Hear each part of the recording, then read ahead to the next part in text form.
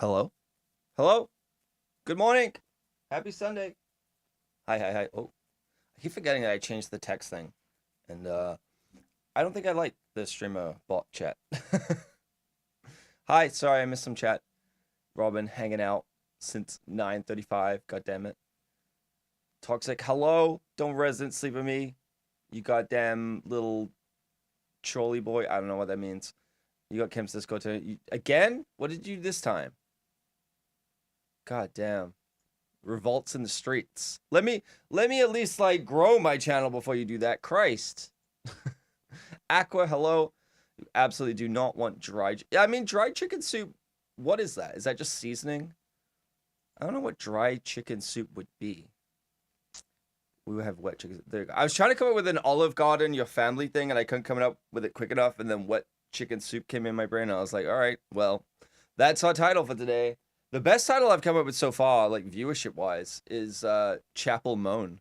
So I gotta keep that one in the rotation, you know, because people on YouTube were very curious about Sarah. The title Chapel Moan, especially when the thumbnail updated to Sarah. So I think we found our niche, everyone. I think we found our niche. I mean, I get my water from the tap, but you do you? No. Luckily, one can turn chicken soup into wet chicken soup. True, it's a lot easier to make wet chicken soup than it is to make dry chicken soup. Hogtail, I don't want to. No, no, she's done. Did you see the whole thing of when she came back and did a podcast with like FaZe Banks or something, and it made it so much worse? And yeah, CoffeeZilla did like a follow-up video, and they're just like, yeah, they invited me on this podcast. And I was like, no, because I don't want this to come as condoning. And then she's on the podcast going, I'm afraid of CoffeeZilla. He's so scary. And it's like, he's like, I wouldn't be if you wouldn't fucking scam people. Like, what do you want? So, is that Tom Scott? Yeah, I'm looking very Tom Scott today in this red top. I panicked. I didn't have any clothes ready, and I don't know if I'm going. I don't know if I'm going to the gym or doing an activity after the stream. So I was like, I don't know how to dress, so I'm going to put on my most medium shirt that I can wear to both. With manly mustache. Definitely not a manly mustache. It's somewhere between manly and teenager. I'll say that. I'll give you that for free. The rest I'll have to charge you. I was gonna say $4.99 a month, but subs aren't even $4.99 a month anymore. So, man, I was writing a video and I was thinking about that, and it's like the whole intro of the video is like about when I started streaming, and it's like I got to like the part where it's like the price of subs. I'm like, man, I wish we went back to where we paid for subs in US dollar that was $4.99, because like paying in Canadian sucks. It really does. It's actually more beneficial because they used to pay out in US dollars and then you pay subs in US dollars, that you didn't have to do a whole currency conversion thing. So I could pay it from like where they pay me out. I could pay it from that same account and it would never do an exchange rate. Now I have to like deal with an exchange rate on both ends. And I'm like, man, I miss those days. A lot of people, I keep seeing people talking about like, oh, I miss the era of Twitch or this. I'm like, I just miss the payout structure. Like, yes, looking back, that was like the golden era of Twitch where it was like growing and everything. But at the same time, there were so many problems during that era of Twitch. And I think people are just looking at that time with rose-colored glasses, because if they were starting now and they were doing things like you know, there's a lot of people who are having that experience. Like, yes, the communities are much bigger and it's much harder and less niche groups. Like, there's no creative and things like that. But there's just like, yeah, I don't know. I think people always yearn for a time they deem simpler, when really it probably wasn't that simple. They were probably yearning for another time at that time, right? You're always either looking back or looking forward. You're never looking at where you are. So, yeah. Wet chicken soup came in my brain. It's true. Add it to the quotes. You can buy dry chicken soup. What do you mean? Like, what do you mean you can buy dry? I guess it's just like powdered form chicken soup, right? And you just add water. Imagine eating chicken stock cubes by the spoon. Why? I'll Look, I draw the line at doing that with hot chocolate powder, because you're just putting chocolate in your mouth. Fucking dry bouillon cubes? That's disgusting. That's disgusting, okay? They need to bring back the guillotine. That's all I'm saying. Dried chicken. Yeah, it's like the cinnamon challenge. Christ.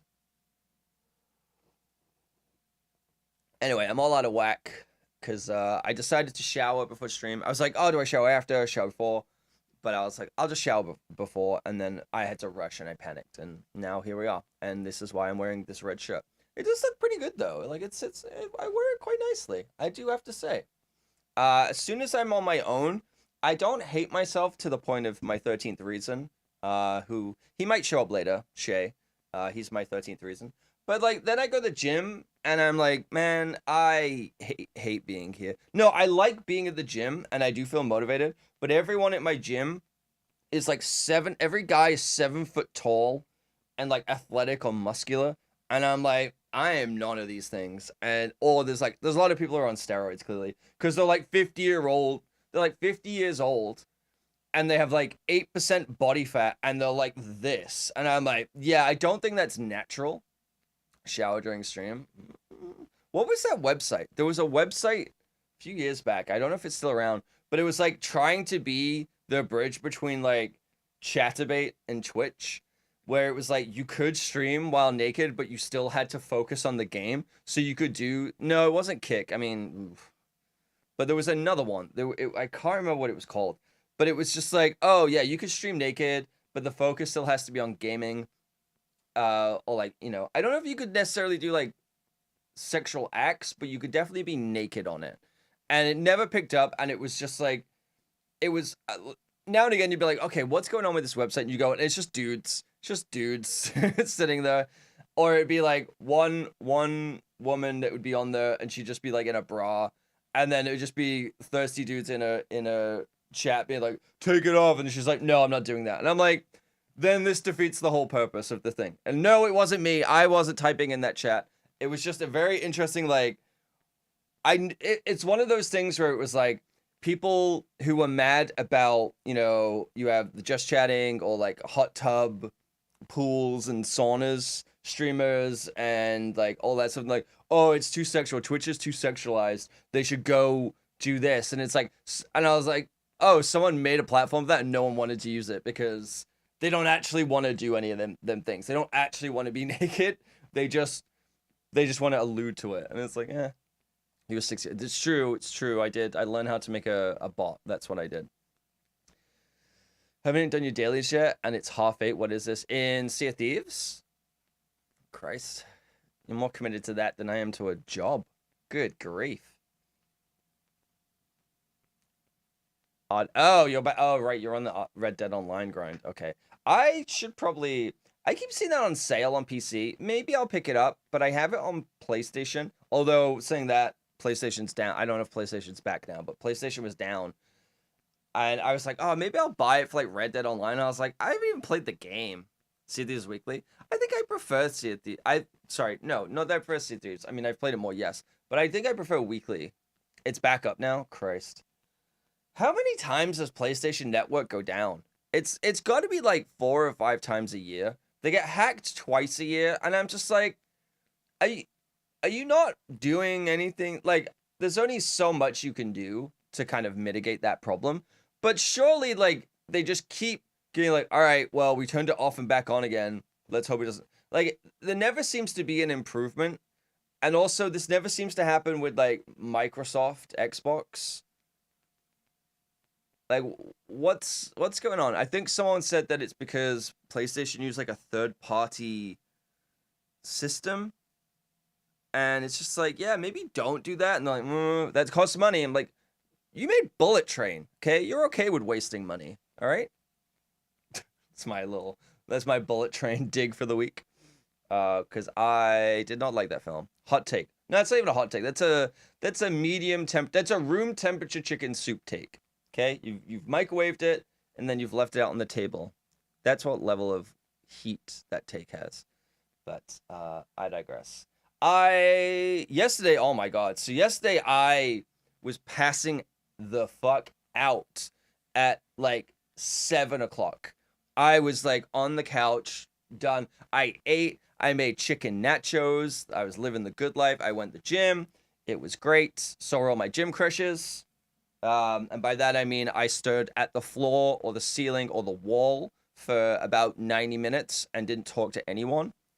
And so then came back. I made chicken nachos because I wanted chicken nachos. I looked at the macros and I was like, I can have potatoes and vegetables and chicken, or I can have cheese and chips. And I think you know which one I'm always going to take. You would have lost your appetite. What, chicken nachos? You glad you ate already? Why? Why? What happened? Wait, what did I say? What did I say? Because I wasn't listening. You got to remember, I don't listen to what I say because I find myself annoying. So you got to remind me what I say if I said something to ruin your appetite. But I made nachos, microwave chicken soup that you. Oh, okay. Yeah, I mean that's fine. That's okay. That's fine. Uh, again, I really should pay attention, but I don't. This music's too loud in my ears. Sorry, YouTube, if you are like, why is he talking about music? You don't get to hear the music because even though it's copyright-free music, it still copyright strikes my channel. So, I'm sorry. I'm sorry. We have music on Twitch, okay? I want a burger. We have burgers at home. It's copyright-free music. And so I got home and I was like, I'm gonna go home. I'm gonna eat. I'm gonna work on my game idea because I started actually like writing stuff on it. Every time I mention this, I'm like, I'm working on it, and then it's like it just kind of fizzles out. But I actually started working on it, coming up with ideas for it, and writing. I started a Trello board for it. I was like, I decided to work on it. I sat down, I ate, and I was like, I'm done. So I watched a bunch of like game dev videos, not like tutorials, but like people talking about game dev and like I've been making a game for a year and this sort of, or like I learned Godot in 100 hours. Copy free wrong. Yeah, you are not wrong on that one, Aqua. That was a good one. I'll give you you get a 4 out of 10 for that joke. You get a 4 out of 10 for that one. No, you deserve better. You deserve better than that. Sunday, you deserve better than that. You streamed yesterday. Was it yesterday? I think I saw you live yesterday. Again, I was in the gym and I'm like in between sets looking on Twitch and being like, I can't watch this right now. So Sunday bonus. Yeah, you get extra points for that. You do. Sadly, I can't gift channel points. I can through the bot, but I can't do it through Twitch's system. But I guess I could make a prediction where only you could enter and make it guaranteed win. So there is that. But I digress. Yeah, we'll give you a 6.5 for that one. And yeah, so I was just passing the fuck out. And then I was like, okay, I gotta get up. Because I was like, I'm going to fall asleep at like 8 p.m. I'm going to wake up at like 1 and then I'm screwed. I was like, I got to do something. So I did laundry. And then I ate a little bit more. And then by like 11 o'clock, I was like, I am wide awake. And then I struggled to get to sleep for 2 hours. I was like, God damn it. I was like, why can't my like circadian rhythm be like at a normal time? Why is it always at like 8 p.m. or 3 a.m.? There's like no in between. Should go to bed at 6 p.m. like I do. I used to, and look at me now, wearing a red shirt on the internet. So, yeah. Man, I do not miss those days of creative. I do, but I don't miss them for staying up till 4 a.m., not being able to sleep, and then having to go to work in like 2 hours, and then just trying to struggle through working on Wonder Woman for fucking 3 months. Do not miss that. Mostly because I don't miss working on Wonder Woman. No, it was fine. It was okay. I got to do some cool stuff. In Wonder Woman, I got to do, so like this, in the first film, where they throw the smoke in the bunker, and you have that woman where she's like touching the glasses, it's all cracking. I got to like come up with how to do the cracking effect and do that. So it was kind of cool. So that's what you get to do when you're a junior compositor. You don't actually get anything of like real weight, but you get like little shots like that. You can never wear a red shirt. I feel super weird wearing this. I bought a pack of shirts. I bought a pack of 5 shirts, and it had 2 navy, 2 gray ones, or kind of like a greeny gray, like a army gray or army green kind of thing, and then this one. And I got it around the time of Canada Day, which was July 1st. I haven't done my citizenship yet, so I don't remember. And I was like, oh, perfect. I'll wear that for Canada Day. And then I just don't wear it any other time because it's such a like obnoxious shirt. It's faded a bit now, which is good. Like it's not as vibrant, which I kind of like. But I don't wear it very often, so I think I'm gonna relegate it to a gym shirt. But yeah, this shirt's this size. It fits me kind of well lengthwise, but the arms are really loose on them. That's the only problem I have. But like, if I get the small size, the arms are too short, and then the length is not correct. So all I'm taking from this is I got to build my arms up and get bigger arms. That's what I have to do. So just gotta wait this way. There we go. Yeah, not quite filling it out yet. Still too fat as well. Oh, I just lose more fat. I actually am down 5 pounds since I started changing up my diet, which I think is, again, I think is the funniest thing. If people are like, oh, I'm on a diet, I can't eat carbs. Meanwhile, I ate fucking nachos and cheese for dinner and I lost 2 pounds. It's like, just learn how calories work. I don't know what to tell you. Walk on a treadmill for 20 minutes and learn how calories work. That's my other warm chicken take. You have a bunch of dark red shirts, like you like that. Where red shirt it is. I have a bunch of dark red shirts. I like that. Yeah. I don't mind the color. I think the color is fine. I think the shade. There is certain ones because it's like I find that with green can be a really like temperamental color where you find something that's like really good and everything either side of it, it's like nope, it has to be a very specific shade of green. Otherwise, I'm like, I'm not wearing it. And I have a few that kind of fit in that spectrum. I'm like, I do like these, but I just don't wear them very often. I don't know if I necessarily wear. I think I suit blue better than any other color, but red is kind of brings out the pink in my face. So like a little, and I already have like a lot of redness in my face. So good times. I'm dying. Toxic, send help. You're the closest. Actually, no, Akka, send help. No, you've already been through enough. Toxic, send help. Oh, look, the snow's melting. That's nice. So it must be warming up. Help, yeah. I'm using the old coffee. So I bought that Kicking Horse coffee, and I've just been drinking that because it's good. And I used the old coffee because it was like just enough for 1 cup left. Man, I'm not drinking that coffee anymore. Because I've had for ages since I got it. I was like, oh, I really like the coffees that I'm making, but it always has this like, I don't know how else to describe it. It has a squeaky feel on my teeth, and I don't like it. I don't like things that are like squeaky on my teeth. Like it's, ugh. But it adds like a film, and I was like, what is that? It's like, is it the milk? Is it this? It's the beans. It's clearly the beans. Do you agree? Yes, I actually do really like the Kicking Horse. I'm going to keep buying Kicking Horse to the point where it's like I added coffee on my Throne wish list. And originally it was this other one because I was like, oh, it tastes good. But then I hated the feeling on my teeth. And I've swapped it out to Kicking Horse. I'm like, I'm not buying this anymore. Java Works was good. I enjoyed the flavor profiles. I did not like the feeling on my teeth because there's no way it wasn't the beans because that's the only thing I've changed and it stopped having it as soon as I switched to Kicking Horse. So I think it must have been the way that they're flavoring the beans is like coating it with something like like a sugary you do with like caramel on stuff and you like melt it, whatever, like it's just a film. I don't know. It leaves like a film on my teeth and I fucking hate the feeling because I am very autistic and I am all about texture and things, and it's like if I don't like the texture of something, it doesn't matter how good it tastes, I can't eat it. And it's been doing that. And I think it's just like once I figured out what it was, it's really hard to. So I'm drinking it today because I don't want to waste it, but it tastes good today. What I was doing was I was mixing the Kicking Horse beans in with the other beans, and it was helping. So that's how I've been like getting through it. But yeah, texture is the most important of the fact. It really is. There's like, I don't know. That was like a reason with tomatoes. I actually like tomatoes now, and I kind of got over it a little bit.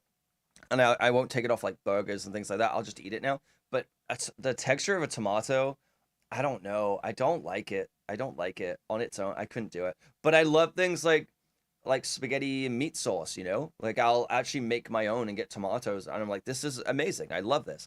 But a texture of like a fresh tomato, no. I can't like bad mouthfeel after mouthfeel is yeah, that's the thing. And it's like I think I would rather deal with bad mouthfeel than aftermath feel because the aftermath feel is like I can't get rid of that. Like I'm stuck with it.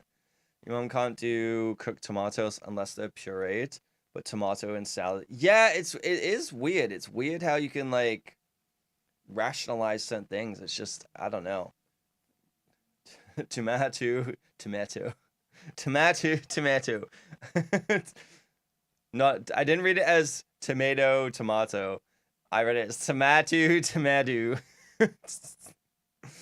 Perfect. Absolutely perfect. Aftermouth feel is the worst thing about a normal Coke. You're just not used to it because you said that you bought Coke instead of Pepsi. I think that's very European of you to say that you prefer Pepsi. I don't think Pepsi is as good. I do like. They got rid of it. I liked Pepsi Max. They probably just renamed it, but there's something about it that I'm like, I do. I don't know. Maybe I do because like every restaurant you go to, you get Pepsi, and I'm like, you know what, this isn't so bad. And then I go to a store and I'm like, no, die in a fire. Coke Zero. Although I do want to stop buying. I think I gotta find some other soda that's Canadian. Not Canada Dry because it's not Canadian. It's still the fucking Coca-Cola Corporation. To stop buying from U.S. products because those prices will be flying. So it's just I hate the fact that my only other choice is fucking Loblaws. It's like, oh, okay, well it's either you pay the tariffs to the U.S. or you go with the one other company that's ripping Canadians off, and you're just like, wow, this modern day of free choice and what's it? The free market is so great. I love this so much. You prefer Coke Zero, but at some points I tasted like cinnamon. Interesting. I don't know. No normal Coke. It leaves all that. Yeah, I can't do normal Coke. I like it now and again because sometimes I'm like, oh, I want like a sugar thing, but like that coats your teeth and you're just like, I don't like this. Whereas Coke Zero, I don't find it does. It does have a little bit more of a crispness to the taste. I think it tastes really good. Diet Coke, I would drink a lot of, but I had to get used to it. And then when I drank Coke Zero, I had to get used to that. And then now Diet Coke tastes fucking weird. But yeah, you can tell COVID. Oh boy, you could sell that skill. I don't know to who, but someone would pay for it. There's probably some fetish site out there that'll do that. It's like you could mix it with like some foot photos kind of thing where you know, they pour Coke and Pepsi on someone's foot and you have to you have to sniff which one's which. And look, I don't know if you're in the market for a new niche, extremely niche. What are we talking about?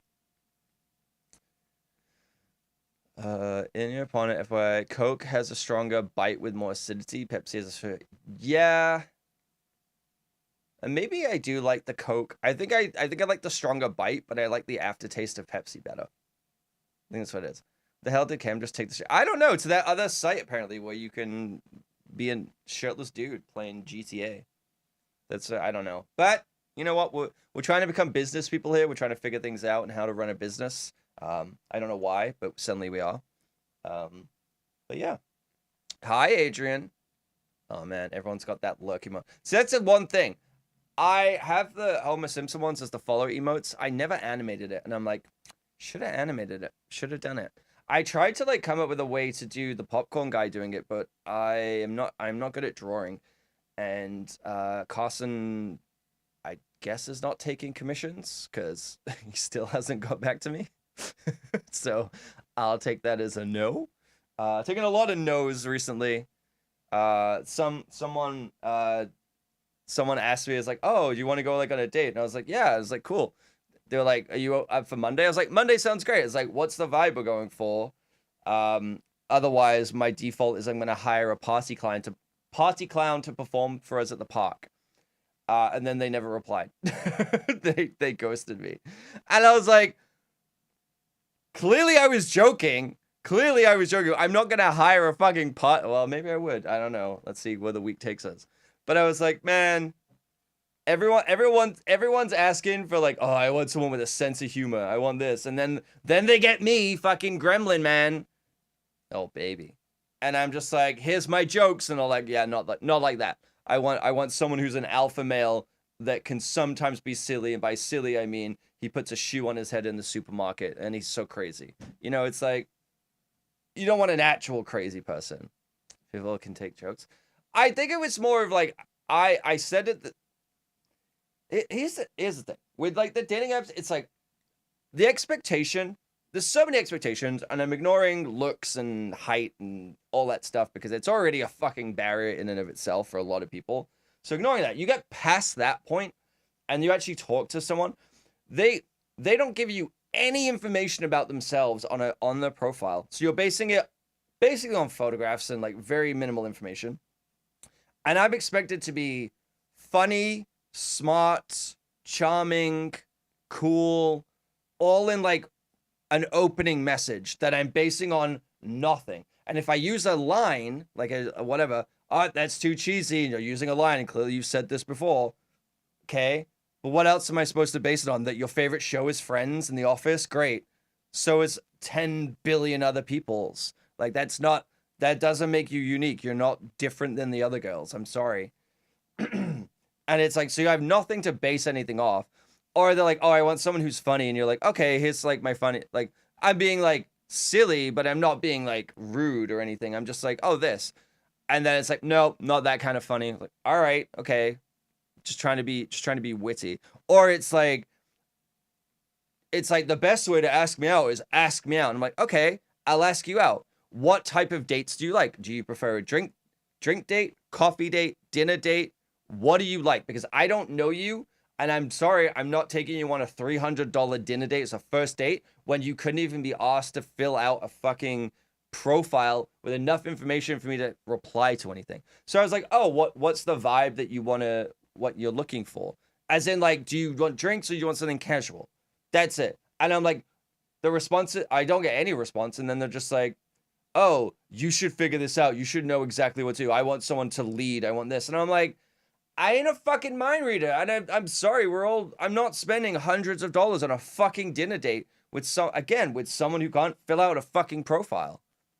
Cabin in the Woods. I'm fucking ready. Just, leave my body in the closet and we'll split the bill. Just throw me in a closet, leave my body to rot, and then you're good. So it's, yeah, I know this is my hot takes, but I'm just like, it's just kind of exhausting, man. I'm just like, man, like, I'm expected to be all of these things. If I even get past the door, because it's like, most times I'm fucking filtered out, because it's like, oh, I want someone who's 6'3", and I'm like, yeah, that's not me. I'm not 6'3". Doesn't even start with a 6, okay? That's what you're fucking getting. So it's already like, I have to deal with that whole shit. Or they tried to make me feel bad for that, as if like I had a fucking choice in it, and I'm like, no. Also, if that's something that you are not looking for, if you want someone who is over 6 foot, then that's fine. Go for someone that's over 6 foot. Don't come to someone who's not 6 foot and then complain that person isn't 6 foot. That's fucking weird, right? That's a weird route to take of like, you're coming to me to tell, like, in the same way, if it's weird where it's like women will be online and they'll be like, oh, I want a guy who pays for my life or whatever, and these dudes get mad and they're like, she's not talking to you, buddy. It's not for you. Like, if you're not that guy, if you won't do that, why are you mad? But it's more about like the whole, I'm not a mind reader, and I don't know what your vibe is of like, because it's not just about like the money of like going on a dinner date, because dinner date can be expensive, right? It can be cheap, but it can be expensive. But also, it's a bit of a commitment for a first date, right? A dinner date is a big commitment for a first date. And you can sit there and argue and be like, oh, it shows you're interested. I'm like, yeah, but like, again, it's a first date. I don't know you. I'm basing everything entirely off photos, minimal interaction. I don't know you. And it's like, if I'm dating several people, if I go on several dates, that fucking adds up. So like, sometimes a drink is better because it's like, you finish your drink and you can leave. If it's not going well, you're not stuck sitting at a table eating food, right? You're not stuck there for 2 hours. Horse. Hi, Pyro. Sounds good. I'll put you next to Sherrod. Perfect. Commit to eating food. Well, it's just like, it's I don't know. It's just, I mean, I've done that before. I went on a date and it was like not going well. And I was like, all right, I guess I'm fucking stuck here. One, I'm stuck in this situation with someone where I'm like, this is not a good date. Oh, and now I have to fucking pay. Great. I have to pay for a terrible date. It's just kind of like, because we're not 18, 19 anymore. It's like our first date can be a fucking, let's go to the movies or let's go in an arcade. It's like, now I'm in my late 30s. The expectation is a lot higher. Let's put it that way. Of it's like, oh, if I'm like, yeah, let's go do something fun. Fun to someone my age is like the fucking taxes. Or let's go do the grouse grind. And I'm like, that doesn't sound like fun to me. I don't want to hike up a fucking mountain. Because like, I'm just going to be annoyed and tired.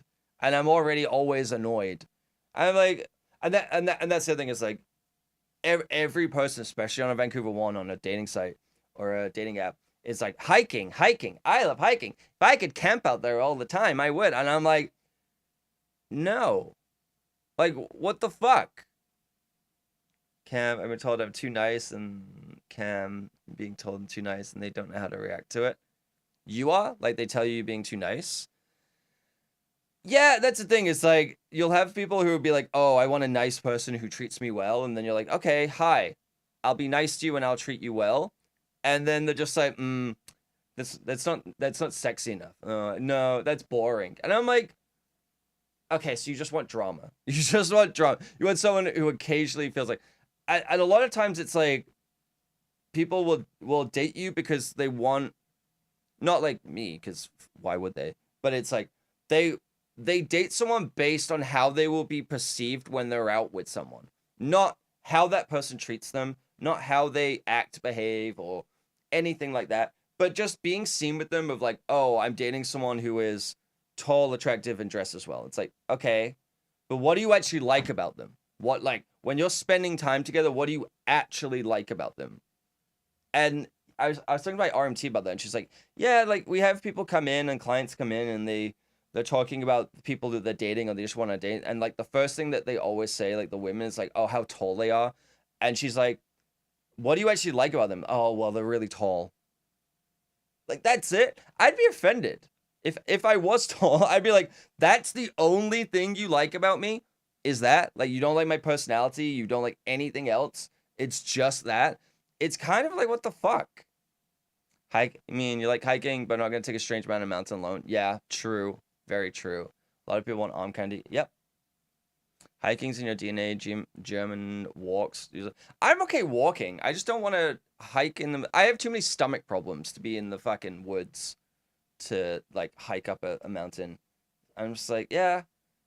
I don't know. I think I'm okay with doing something like a hike or whatever. I think it's when it's presented as it's their only personality. That's where I'm like, I don't like this, because it's like, people always want to put the best foot forward on dating apps, and it's an idealized version of them, and that's fine. But when every photo is them stood on the edge, like stood on a mountain, or like wearing all the backpacking gear, and like, I love hiking, it's this and that. I'm like, what it just tells me is like, one, you've told me nothing about you, because saying you like hiking is fine, but what are you actually interested in? What are you actually like doing? Like, and like, anything. What are you looking for? Always thought those dates were to find out what you did like about them. Yeah. Yeah, well, I don't like hiking enough to find out. That's the thing. That's the thing. If that's the barrier of entry, I ain't paying the commission, or I ain't paying the entry fee, because in the same way, it's like, I think there's a thing of forgetting where it's like, the other person is a person too. And so I shouldn't have to bend over backwards to accommodate you and what you're looking for and try to appease that, because I also have my own things that I'm looking for, which is, I don't want to be hiking every fucking Sunday for 6 hours. I don't want to do that. That doesn't sound fun to me in the slightest. Once in a while sounds good. But if your whole thing is like, I'm looking for someone to come hiking with me my typical Sunday is up at 5 a.m., hiking, pooping on the side of the road, more hiking. And I'm just like, that sounds fucking miserable. That sounds fucking miserable to me. The thing is, usually also with Rodel, it's all about one thing. It's not a good reputation of that person. Most people, and that's kind of what I mean. Is like, if it's all about this one thing, it kind of tells me that maybe you don't have much of a personality at all. And it's like, maybe this is the idealized version of you that you want to present. But it's like, I mean, yeah, it's like the curtain was kind of revealed when I went on that kind of bad date, which is like, it's fine. It's like, I was the one that I was super awkward. It was like one of the first dates I went on when I first started dating again. And it's like, it just wasn't a good date. We didn't vibe very well. But it's like, her whole profile was like, oh, you know, I want someone who's into like type 2 fun and this and that. And then we were talking, and she's like, yeah, it's like, I don't really do a lot of that stuff. And I'm like, and I know I shouldn't like read into what people are presenting at face value, but it's like, I would like a representation of what they're actually like, where it's like, if you're describing this, it's like, oh, this is what you want to do like all the time. And it's like, oh, this is like the most important thing in your life. And it's like, if you do this once a year, If you do this once a year, then like, why is it the most prominent thing on your profile? Like, tell me the stuff that you actually like doing. Thing is usually also, yeah. Hiking on the weekends, morning hikes before work, Googling hiking gear after work to make hiking more interesting. Yeah, it's just like, it's too much. It's too much. I don't know. It's like, just even did anything. Just say you like watching Love Is Blind. I think the other side of that spectrum is when people like put on there, it's like, I quote too much from Friends. My favorite show is Friends. I quote too much from The Office. And I'm like, your favorite show is Friends? Like, I'm white, but I'm not that white, okay? Your favorite show is, in a world where Fleabag exists, your favorite show is Friends? No? I'm sorry, no. Absolutely not. I go hiking, like, and do other hobbies, bring it 2 months and drop it for 5 years. Yeah, that's the dream. That's called balance, Robin. That's called balance. Like, I'm sorry, your favorite show is Friends, okay? If you not watched Severance Season 1, you haven't watched Fleabag, Christ, just, I don't fucking know, anything else. Anything else. A show that's not been on TV for 22 years is your favorite show. Christ, even if you said Big Bang Theory, I'd still hate you, but I would have more respect for you than if you said Friends. And I'm someone who did like Friends, who watched Friends, who like was alive and an adult and went over and had a Friends watch party when the finale came out, right? It was huge. It was part of culture, the cultural time, whatever. But 22 years, it's still your favorite show? It's still your favorite show? Really? Great news. I don't know why that show's great news. I don't know why that show's fun to me. It shouldn't be great news. I don't think I've heard of that. I don't think I've actually seen that. There's a reason why there's so many damn shorts for Friends on YouTube. It's just like, I don't know, man. Again, going back to that whole people clamoring for a simpler time. And it's like, yeah, I get it. There's nostalgia too, where it's like, reminds you of a time of this and that. And, you know, we all kind of want that. But I'm like, I don't know. It had 2 seasons, got canceled. Always the way. Always the way. The brightest stars burn twice as bright and half as long, Robin. That's why. But it's just, I don't know. It's what it tells me is just like I mean, I read a lot into that stuff. And you know, maybe that's a problem for me where it's like I'll be overly judgmental on certain things like that. Imagine having a favorite TV. You can have a favorite TV show, but it would be more, I think it would be better if it was something fucking post-recession.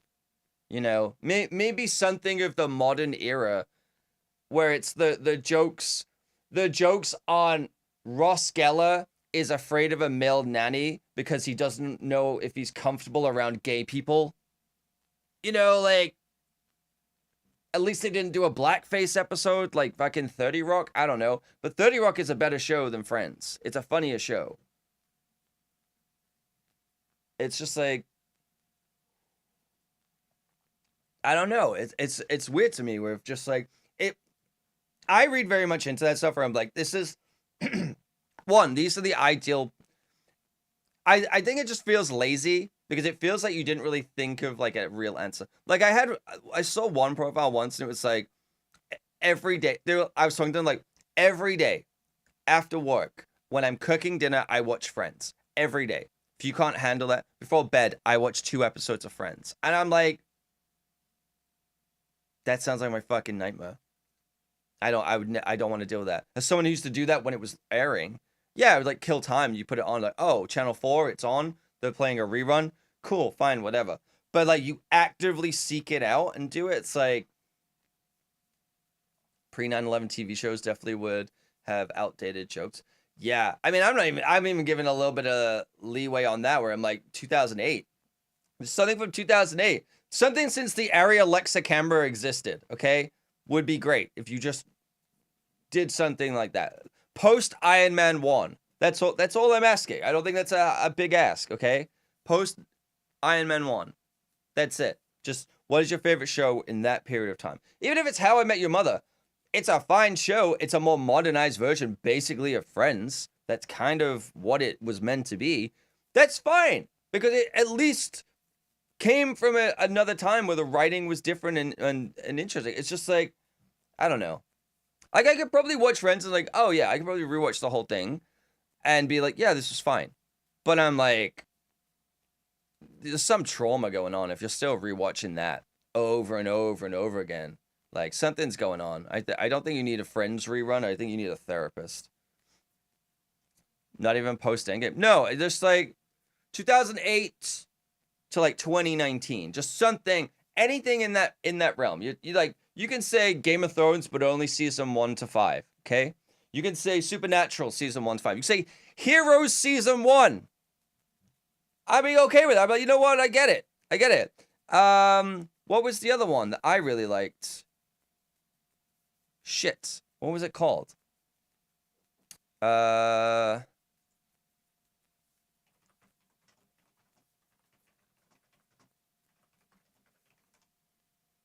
Reaper.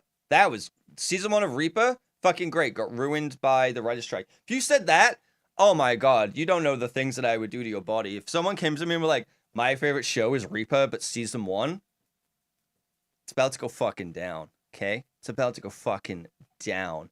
Okay? Breaking Bad. No, get out. No, that's fine. Yeah, like anything. Breaking Bad. Just like, I don't know. I think Breaking Bad's getting a little washed too, because it's like people just will rewatch that over and over. I'm like, it's a great show, but it's like, it could be your favorite show, but if it's something where you're like, I watch an episode of Breaking Bad every single day when I'm cooking it, I'm like, no, that's crazy. That's great. That's not a binge watch repeatable show. That's a show that you revisit every 2 years and just like, oh yeah, that was really good. Let's rewatch that. That's that kind of show. Missy Peregrine, you have to watch it again. I don't know what that is. Shows where the Friends episode touched you, right? Oh, what? Oh, you can't stop watching the fucking London episodes when fucking Mitch and Ziggy get what the fuck are their names? Monica and Chandler. Mitch and Ziggy. Fucking Mitch and Ziggy. When they get together in London and they have sex. Yeah, that's your favorite? Oh, okay. Mitch and Ziggy. Christ. We're renaming all the Friends characters Mitch and Ziggy. Missy. Oh.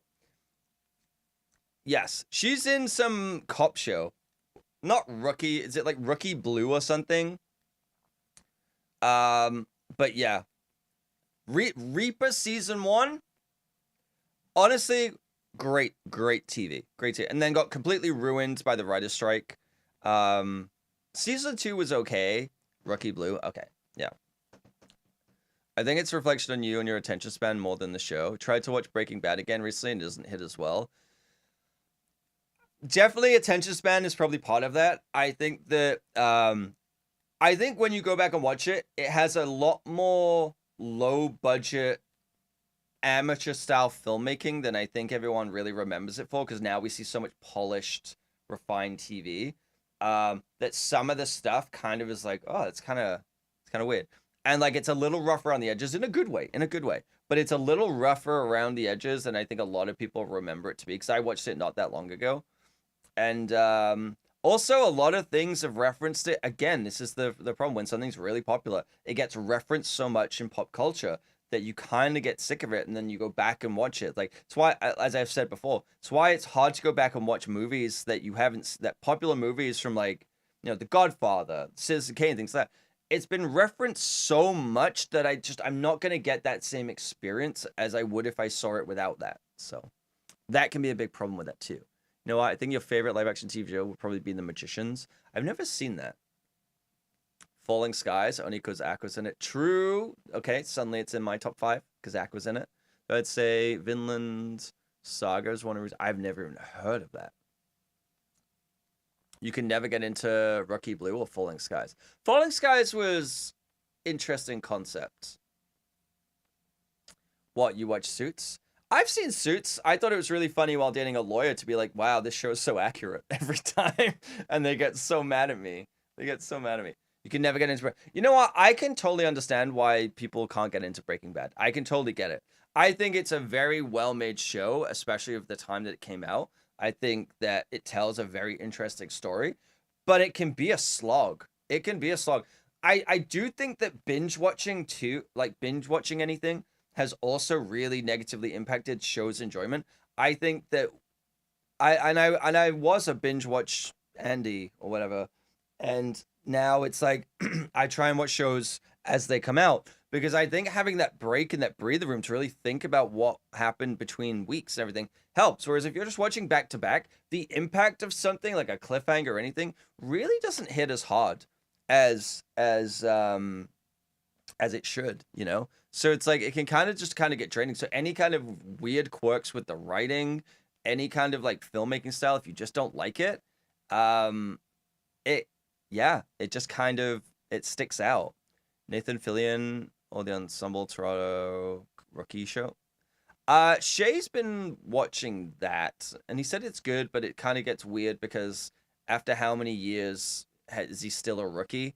And then also apparently there's like some firefighter woman in a later season, and now she's solving crimes with them, and it's like what the fuck is going on? I rewatched iZombie recently. I gotta say that show's good. This last season when it joined Netflix, I forgot that I'd seen it, but the seasons 1 to 4 up to that point was great. Season 5 is fine. It's kind of both filler and then it rushes to its end, and it's like it ends in such a CW way where it's like 10 years later, it's like something happens and 10 years later, and you're just like, and then they just recap what happened. You're just like, I don't know. You could have like spent 3 episodes building to this in a much better way. But I will say that you know what show I kind of want to go back and rewatch now is Veronica Mars. I kind of want to watch Veronica Mars because there's quite a few actors in iZombie that are from that, because it's weirdly Rob Thomas from like Matchbox 20 is like the producer of it. But I kind of want to rewatch Veronica Mars. I'm as I'm complaining about people who are like watching show like background shows like Friends or whatever. I think there's a difference of like finding other shows to put on that have more depth to it, but like I'm not going through the same things over and over. I'm trying to find a show that can watch. Like I've rewatched Superstore twice. I watched it properly, and then it became my background show when I watched it again like 2-3 years later. That show's really good as a background show. I'm not gonna lie. It's actually really well written. It's pretty funny. Later on, again, it has the problem of when you're binge watching it, the annoyances of the characters really stick out. Like like Jonah becomes really annoying. Mateo in that show is, I fucking hate that character so much, and it just compounds watching it like so frequently. So it's not a show that you could just like watch like a lot of episodes in a day, but yeah, you did like 2 years ago, but the first time it was great. Yeah, I think I'm gonna rewatch. I think I'm gonna rewatch Veronica Mars. It's been a while. I'm just looking for shows that I could just put on and like I can pay attention to, and it's good. Thank you, great news. Vinland Saga is anime, follows a youth's revenge story after he witnesses his father's death, and he grows up serving as a Viking under his father's. Interesting. Okay, maybe I have heard of this. I have heard of this. Suits, Adrian, Suits is pretty good. It's definitely not accurate. It's interesting, but it's like it's very TV. It's very very TV. Like you'll know it when you see it, and you're like, oh, okay, I know what this show is. They're making a new one like called Suits LA, right? Because it became really popular on Netflix when it got up like added to Netflix. People kind of started going crazy about Suits that it got picked up, like another show got picked up. So try great news. Okay, I'll give it a shot. The Pit has been interesting, kind of like 24, but yeah, okay. I keep seeing ads for that. Donna is everything. Yes, Donna is to Suits what I don't remember her name is. But Christina Hendricks' character is to Mad Men. She's that, like, yeah. Suits LA. Yeah. So I need you to say the Suits of LA. Suits LA. There we go. We all want to be. I want to be Donna. I do. That is true. I want to be Donna. Lewis is pretty funny. He gets better as the show goes on. Princess Meghan Markle's in it. You know, all the things you need. It is very funny because like I think I was living in Toronto at the time when it was first starting, and so seeing all of the one, it's nice to see Toronto instead of Vancouver, because like watching iZombie and they're like, yeah, we're at the. It's like, oh man, look at this swanky place, man. How does someone afford to live here? And it's like the filming on like the shittiest part of the fucking street by Chinatown Station, and they're like, but it's just like a brick building that's right by Jam Cafe, and they're like looking like there's this whole building where it's like a converted warehouse or whatever, and they're like, oh, this is a really swanky neighborhood. I wish I had the money to live here. And it's like, if you tilted the camera down just like 3 degrees, you'd probably see like a homeless man masturbating into a grate or something, you know? Or it's just like, it's kind of a shitty area. It's a pretty sketchy area, but it's just really funny. Of like, you look up, and it's like, wow, that's a really nice building, and then you look down, and you're like, oh, ooh. So that's the funniest part of it. Seeing everywhere, like same with like if you watch The Flash, where they're always in front of the library or Library Square. They use like BC Stadium as like the lab, and it's like I get it. There's only so many places, but it's like Vancouver is so recognizable in shows now. It's kind of ridiculous. Lewis, I hated him at first, but then he grew. Yeah, they definitely wrote him well and made him more of a sympathetic character, and then kind of like adding a bit of like patheticness to that kind of helped. Toronto production that I've rewatched recently, Killjoys, really good depth and breadth of world building in a very short time. I feel like I've heard of that, but not seen it. Okay. Yeah, I mean, The Boys, the Amazon show The Boys, that's shot in Toronto, which is kind of cool. I think that works well. Toronto does have that kind of New York look. Vancouver is like trying to be LA. Toronto's trying to be New York, but it's like New York in the 80s. I don't know how else to describe it. That's what it's like. Um, all right. An ad is gonna run in like 20 or so seconds. I'm gonna preemptively run it so that we get more time. And then I'm gonna go pee, and I've got to finish my coffee and get another little. I'm gonna get a Coke Zero. We've been talking about it. I'm gonna get a Coke Zero. So I'll be right back. Gonna run this real quick.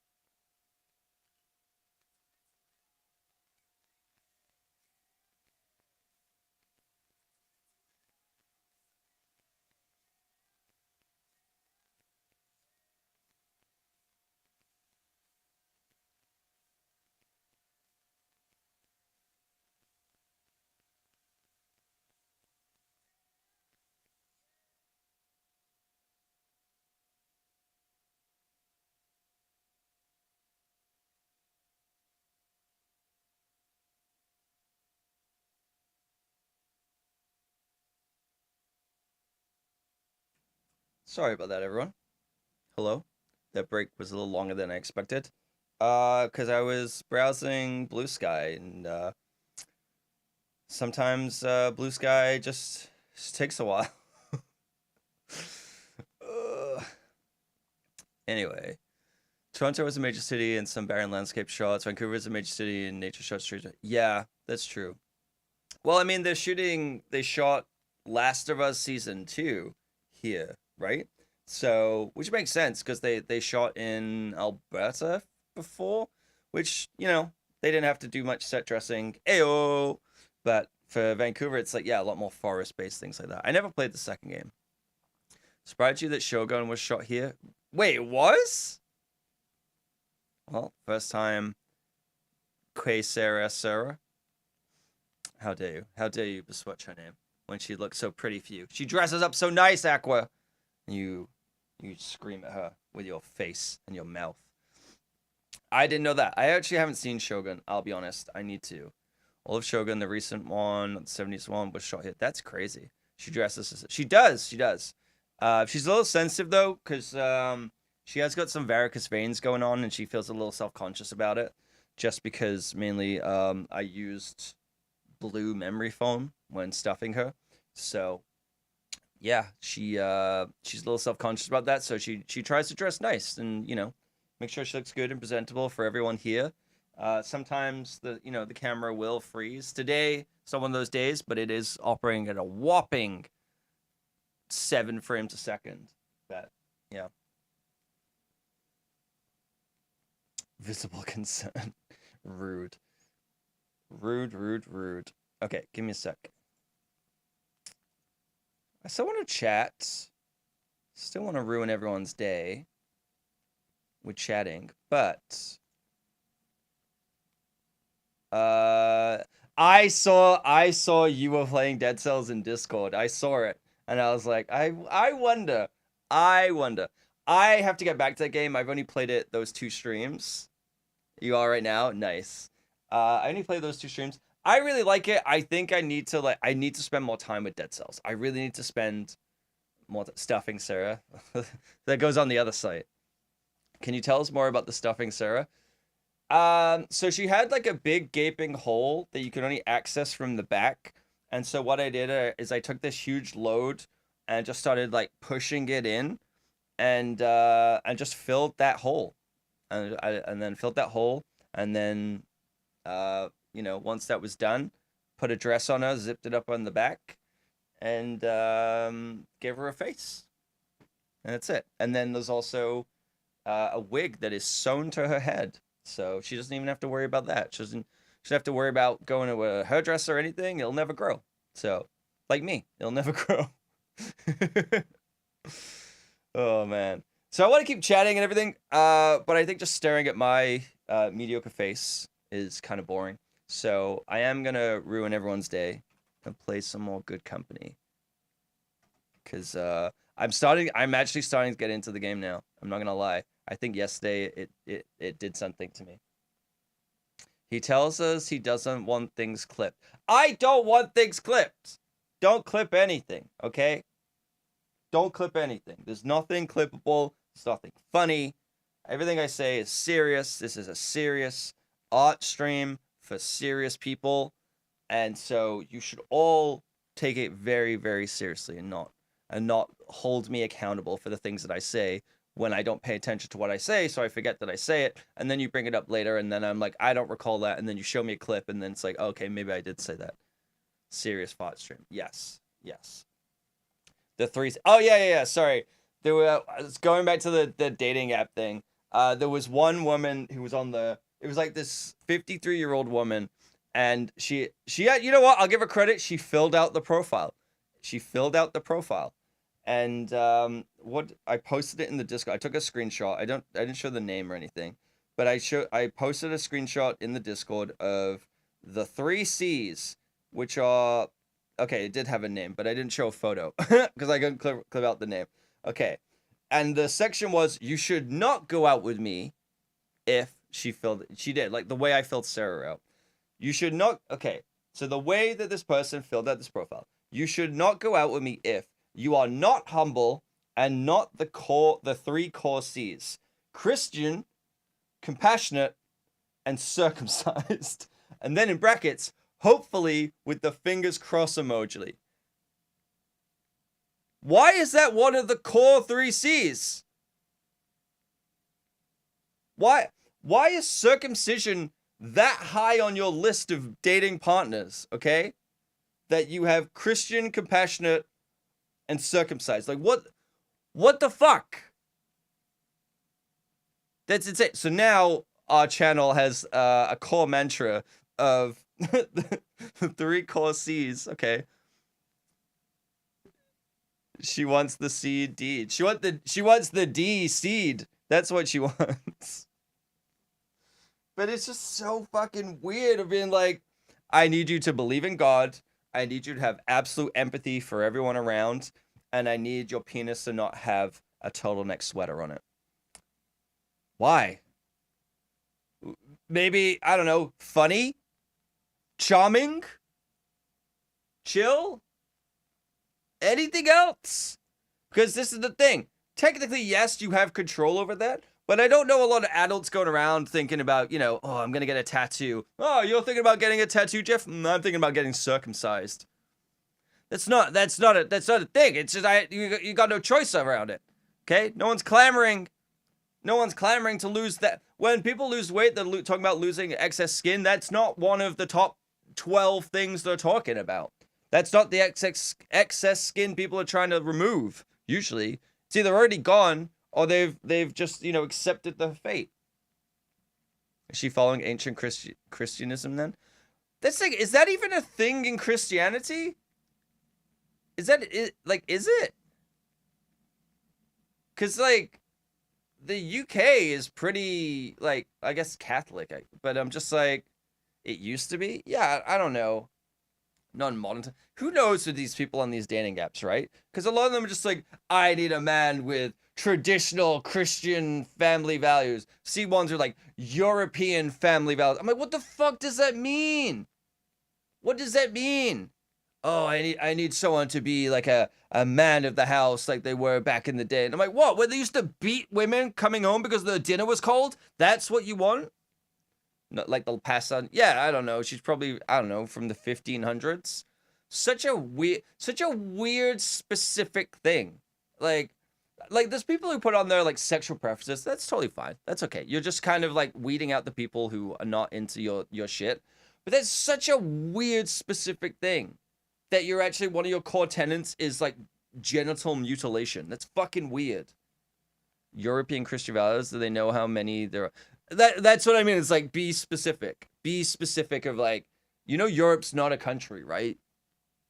It's, some people are insane. Some people are absolutely fucking insane on these sites. And like, I find it funny because I did make a video a few years ago about like how dating apps are the worst. European values owns a castle, right? I mean, you know what? If it was that, I'm on board. You actually winning me over. If you have a castle, I'm fucking coming over. We're getting to that weird point now where it's like, it's getting up to Valentine's Day. So like desperation levels are getting a little bit higher and then it'll kind of taper off. And then as it gets to like April, you're going to start seeing people on there who, you know, let's be honest, a lot of women, and it's not a criticism because it's just men aren't really asking this question. It's a lot of women looking for someone who has a boat that they can hang out on a boat with their friends for the summer. That's kind of it. There's a lot of equivalent exchange that goes on in Vancouver life where they're looking for a rich guy who has a boat, or he has a friend who has a boat that they can spend time on a boat. Castle's almost as good as Cabin in the Woods. I feel like the castle would be more drafty. And it would just, I don't know. So I watched a video yesterday and it was talking about the developer of Stardew Valley. And it was talking about how his game has sold so many copies, but he's still, even after it sold like its first 1 million copies, he still lived in a house with his friends and like still drove the same beat up car and everything like that. And it like didn't really change his life too much. And I'm like, yeah, that's kind of the dream. It's like, if I had a decent amount of money, if I just had enough money where I could retire and do whatever I wanted, I don't want a Ferrari. I don't want a mansion. I was like, I want my ideal, honestly, would be like a 2 or 3 bedroom house that's like 1,500 square foot, maybe a little bit more. It has a basement that I can turn into a cinema room, and one of the bedrooms can be an office, or the cinema room has an office in the back. One of my friends who I used to be friends with, they rented a house in North Vancouver, and it had this kind of like, you go in and the bottom floor is kind of like, to the left you've got the garage, to the right you've got like a party room, and then the back of the party room had like another room which could be used as an office. And then you go upstairs, and that's where like the house level is, where like the living room and everything.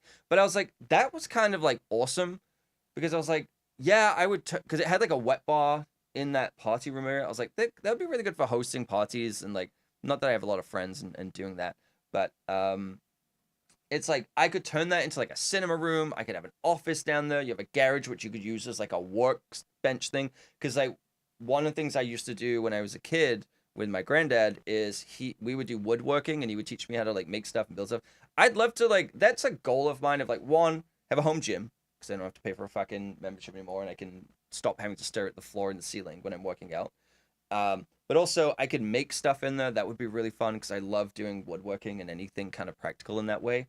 But also having like a cinema room would be sick. Having like a little office, you know, in the like party room, I guess would be the cinema room, is like, you know, have something like a pool table or something, just like something that you could do where friends could come over.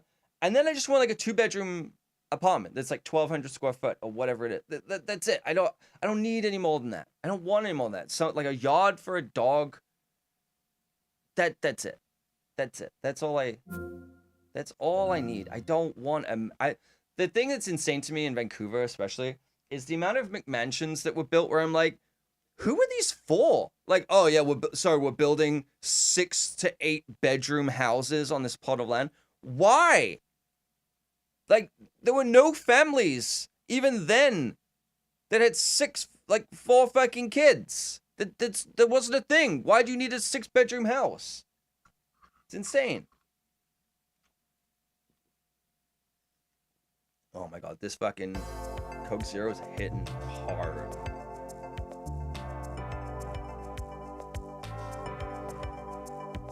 It was built for multiple families to move into. I guess like multi-generational, maybe. That makes sense. But I'm like, I don't know. It's just fucking weird. I've thought about it. Where it's like, if I could, I think I would love to have a townhouse if I was gonna live somewhere closer to like a city. But I want it to be like on an inside courtyard one. I don't want to be on the outside. But I honestly just want 2 bedrooms, so that, you know, one room would be an office, or if it had an office space itself, that would be amazing.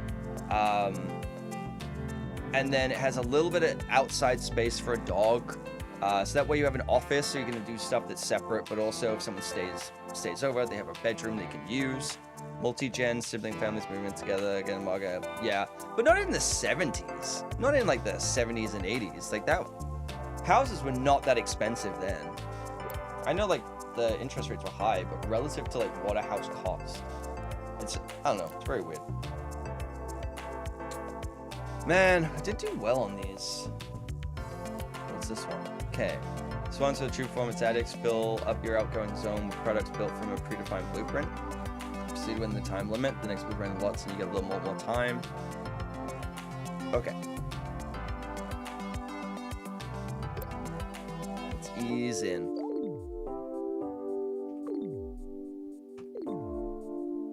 Okay, I'm gonna stop you right there, buddy. All right. Okay. Anything we can buy? Nope. All right. So, what are we doing? We're making a calculator, a calculatrice, if you will. I mean, I'd be fine with that. The thing is like, I think it would be tough. Like, if I was to buy a house with people, I would probably buy something with Shay, because I've lived with Shay, and I trust that situation would work out well. You know, with other people, I don't know, because I haven't shared that space. But it also would have to be enough space where we would have separate areas. So it's like, I don't think it would even save any money. But I saw a place that I actually really, really liked, but it's so far outside of my budget. It was like 1.25 million, but it was actually like a really nice, like 2-bedroom house, like a townhouse kind of style in a nicer area. And I was like, man, I was like 10 years ago, this would have actually been, if I made what I make now and everything, I was like, I could have actually like bought something like this. Now I'm just like, the real estate agent messaged me the other day and was like, hey, are you able to like increase your budget? Because there is nothing. And I was like, no. It's like, I can try and save more down payment, but I'm like, I'm kind of tapped. Like we're almost 2 months into this year and I haven't had a job yet or work or income come in. So I'm like, I'm already, whatever I make for the rest of the year, like if I go back as a manager, it's like I'm kind of capped on what I can make on this level. And so I'm like, that kind of like every month passing reduces my ability to earn money to qualify for a mortgage. And last year was not the greatest. So it's just, yeah, I don't think it's going to happen for me unless something drastically changes and I make a lot of money and I just get like a windfall of something. I don't think it's happening. I don't know. I don't think even just a shitty little apartment. I can't even afford a fucking studio apartment. Cause like the ones that are available in my price range are so abysmal. Like they're really not good. House prices gotta crash, not gonna happen. Or salaries need to go up, less probable, but more likely. I feel like that's the thing. House prices need to come down because it doesn't make sense. But the government refuses to let that happen. But like they're also not educating people on things that they can do. It's like, hey, yeah. And they're like, oh, my house and this and that. Like, right, but you bought it for a fucking bag of peanuts. But you have actual options of things you could do. If you need to access the money in your house, you can take a line of credit. You can do this, you can do that. Like, stop. It's such a weird thing because it's like, I don't know. Like selling your house as your retirement is one thing, and downsizing, and like that's fine, but like the way prices are going, it doesn't matter what you sell it for. You'd have to downsize so much from what you have to what you're getting in order for that to even make sense, you know? It was such a bad idea to make it that way or present it that way of like housing is your retirement. And I get the whole thing is like, no, instead of it's hard to teach people financial literacy, so it's like it's an easy way to do that. But at the same time, I'm just like, maybe you should have tried harder. I don't know. Something's got to give. Something's got to break. I've seen apartments now going that are like similar size to mine in like a slightly quieter neighborhoods for like a little bit more than what I'm paying, and I'm paying quite low. So like technically it would be cheaper than what I should be paying. And I'm like, yeah, rental price coming out is because people are moving away. They're like, fuck this. It's like, no matter what I do, no matter what job I get, I will never make enough money to afford these places. So I'm just going to go somewhere else and get a bullshit job. Or I'm going to like hold out and get a remote job that pays less, but I can live further out. Like they're not doing it. That's why places like Langley and Coquitlam and all the prices there are going up. And prices in downtown, they've gone up a little bit. I saw one the other day that's been on the market for months. And they raised the price. And I was like, what are you fucking doing? It wasn't selling before. You think it's going to sell now when you're asking for like 50K more? No. A bunch of retirees are trying to downsize an area and they all sitting on their houses because no one can pay what they're asking. Yeah. So you're in a stalemate. They're shitty, not renovated houses for 50s, and they're asking so much. Yeah, that's the problem in Vancouver too. And it's the same in Toronto. You had, like, even when I moved there in 2012, you have people sitting on $1 million properties and the houses are falling over. They are not habitable at all, but it's the land. That's it. Because for Canada, 90% of the population lives within, it's like 100 miles of the border because it's so cold. So you just have like a space issue. But the problem is that when these companies come in and like design the properties and like, it's fine to have a plot of land like that. And I'm glad they've changed it where you can have duplexes and quadplexes and everything. That's fine. But the people that are designing these homes to go on it, the cost of land is so high, the taxes are so high that they can't even sell the properties at a reasonable price that it makes sense regardless, right? Because instead of being able to buy a house, if you buy a house here, let's say on a plot of land and it's $1.5 million, but like 1.2 of that is the land. Okay, that it's going to be a shitty house, but it's on that land. A developer comes in, they're going to demolish that house, they're going to build a quadplex on that land. Now it's cost them $5 million. So each of those homes now have to sell for $2 million to sit on the, yes, you're getting a new home, but now you're buying a $2 million home split with and sharing with 4 or 3 other people on like a tiny plot of land. And it's just like, it's never going to improve. Like none of it improves. And it doesn't make sense. It doesn't make sense at all. I don't know how they think it's going to forever go up. It's the same as like my landlord. It's like, he just thinks that the real estate market can only go up. And then when interest rates went up and it suddenly cost him money, he started losing his shit at me. And I'm like, you've profited for 20 plus years off this place. Never paid out of pocket aside from a down payment, which you've probably recouped. And like, I'm sorry, but like, that's on you. I would love to have a place in the middle of a downtown city that's 700 square foot with a balcony. It's a corner unit that I owned, and my mortgage was $2,000. Do you know how many people would kill for that? But he instead is screaming at me because he's not making enough money from this place. Like, it is complaining to me about the world, like the cost of living crisis on his second fucking home. Like, are you fucking delusional? Rezoning the land near the SkyTrain should help a little, but I still need people to invest in building. The prices of raw materials have been so fucked lately that development times means prices have those developments underwater. That and I think it's something insane, like 35% of the cost of all new builds is going to taxes to the government. So the government is like, what they're doing is instead of putting property taxes higher, because those people vote, what they're doing is slapping all the taxes on the new builds and basically kicking the can down the road. So anyone who's trying to get in the market, what would be like a first-time home, is getting fucked over. So we're getting $400,000 homes for $700,000. It doesn't make any sense. Two major towers, yeah. The things in Surrey have declared bankruptcy. I mean, the other problem too is even if the place is affordable, sorry, I will actually build something now. Even if a place is affordable, the strata fees on new builds is fucking crazy. There are new builds that are coming out that have a strata fee of like $500-$600. So if you buy a place, it's like, okay, yeah, it's like a $600,000 apartment. Okay, your mortgage payment's like $3,200 to $3,500 a month. Your strata fee is another $500-$600 on top of that, and it's only going to go up. They never come down. So you're starting at a strata fee that is equivalent of like a 50-year-old building with a pool in it, which usually is higher because of maintenance costs like cracking the foundation, things like that, of like an old building, and it's just going to get more and more expensive.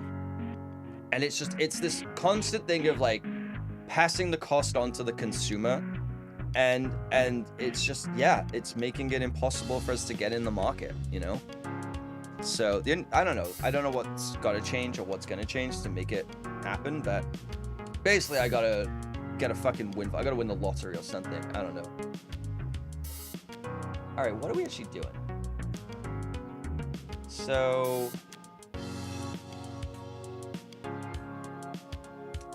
what do I actually need to build here? How is it? So this needs plastic case, LED matrix, and enhanced battery cell. Okay, let's put some Tinker Tailor Soldier Spies down. We're gonna implement what I said I would last time, where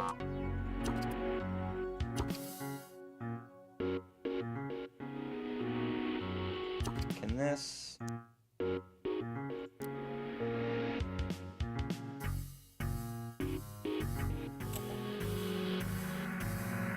a medium shelf. We can do this.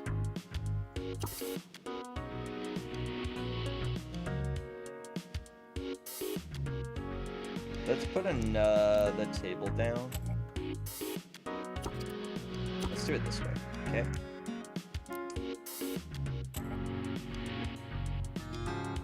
There we go.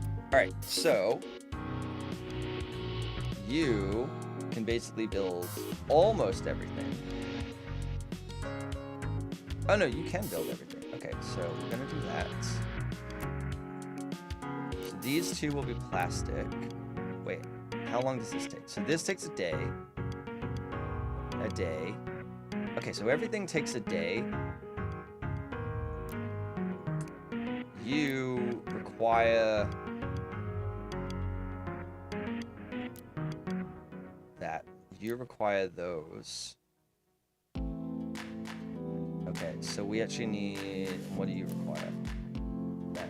Okay, so we're gonna have you build this.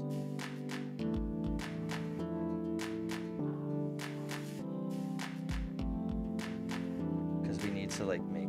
We can make quite a few of these.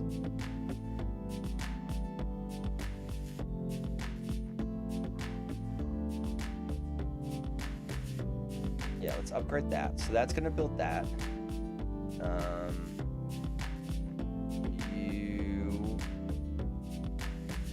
You need a circuit board, so we need to make this. How many does that make? 5 a day? Okay, we'll upgrade that too. I realize I'm just like spending a shitload of money. And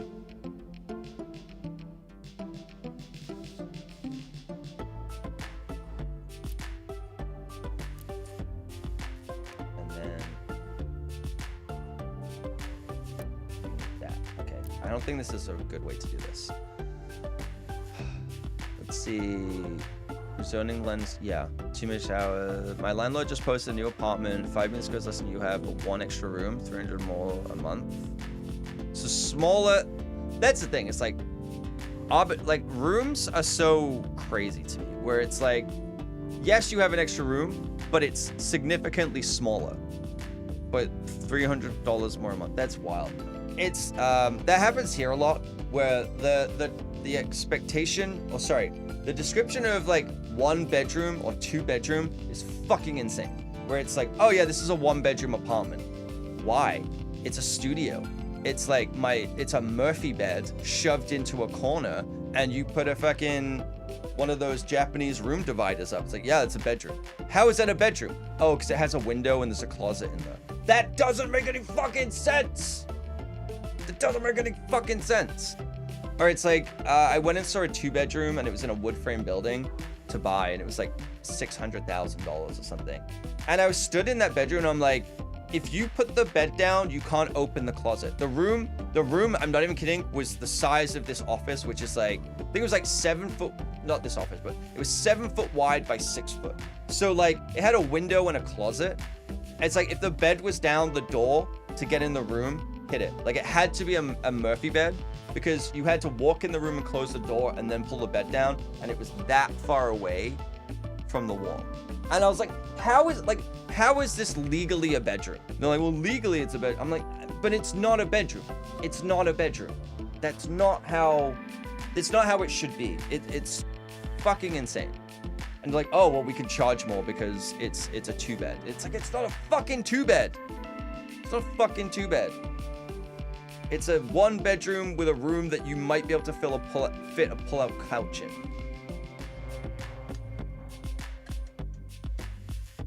So I don't know if this is gonna work. So let's put this here. I'm gonna put this one here, and then we need to put, I think I'm gonna have to put 2 down.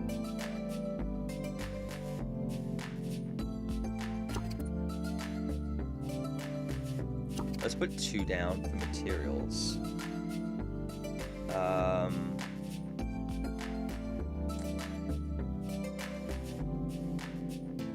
Okay, so then how do I make a how do I actually make the calculator?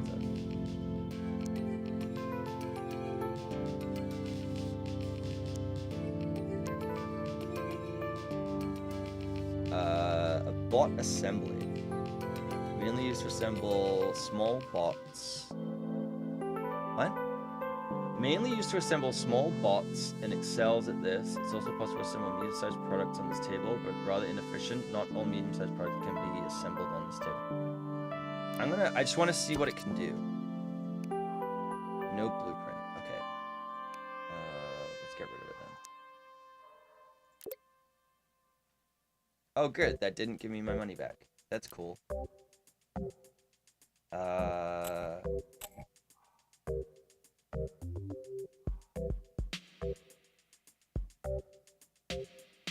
Hand assembly table. Okay. I'm trying to account for... I think I'm gonna get rid of the small shelf and put like a large shelf in. Let's do that first.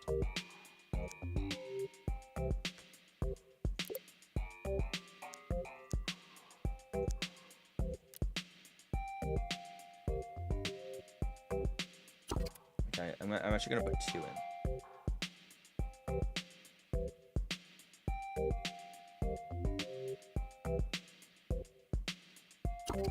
You know what? Fuck it. I'm gonna actually... We got money. I could be going horribly wrong on this, but... There we go. Right. This could be a terrible idea. And then I guess... This?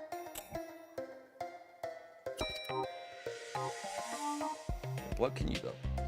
An abacus. Nice. Love that. Okay. And that needs those 3. Okay, maybe I will put a...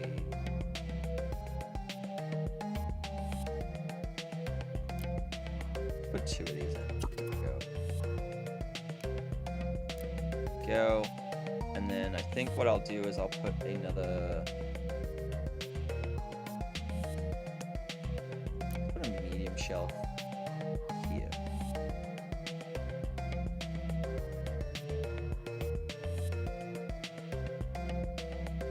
Yeah. I don't know why, but I am. Yeah, I still haven't got confirmation about what's happening from my landlord. He's not replied to me in weeks. So I'm like, cool. This is great. Don't know what's going on. But I was looking at places and I was like, man, there's some really nice places out there. Pet friendly, larger. I'm willing to pay more money for certain places. Some in nicer areas. And I'm just like, yeah, I don't know. Isn't it like past the lease date? No, so it doesn't automatically renew because I am trapped in a fixed term lease and I cannot get out of it and he refuses to change it. So I am trapped in doing that and it doesn't just renew. It's really fun. It's not legal at all, but I really don't know what other choices I have because I'm trapped in this because it's either I have to leave by my own volition, which lets him off the hook essentially if I move. But also, if he doesn't send a thing and it's not agreed to, I have to move at the end of the month regardless. So even if I contest it, I still have to move. Technically, my lease ends at the end of this month. I've signed a new lease. He has not signed it and has not confirmed to me. He said to me, he's like, oh, I'll try and get it signed and sent over soon. But then kept questioning me about like my job situation and all that. And I'm like, okay, does that mean that you're actually going to sign it or not? Or like what's going to happen? I mean, I have it in writing. I have it in writing that he's like, I'm going to sign and get it back to you. But I'm like, hey, I need confirmation because I'm trying to get like, you know, these jobs that you keep getting up my ass about? Because even though you're not my fucking dad, and I'm a grown man, even though you keep doing that, I can't take one of these jobs because you won't confirm to me that I have a roof over my head. Because if I start a job in the middle of February and then I have to move, that doesn't work. That really doesn't work. And it's just, the fact that it's always like a one-sided thing of, I have to like appease him on all of these things, but he can't even give me basic fucking decency. Because he's always like, oh, you know, this is, we have to be professional because it's a business transaction. I'm like, then be fucking professional, dude. Treat it like a business. Stop screaming at me because you made bad financial decisions. Like, that you benefited from 20, like, he genuinely blames me for any financial hardship he's had with this place. And by financial hardship, I mean, he only makes like $200 profit a month from this place. That's what he considers financial hardship. And he's like questioning whether I can afford this place, which I've given no indication that I can't. Also, if I can't afford this place, what, I'm gonna just move? You think that I can afford another place? Like it doesn't compute. He's so paranoid. It's such a weird song, but he leaves me alone like most of the time. But every fucking year, he leaves it to the last minute to like stress me out as much as possible. And I keep asking him, please stop doing this. It is so incredibly stressful. And he did it again. It's fucking baffling. It's fucking baffling.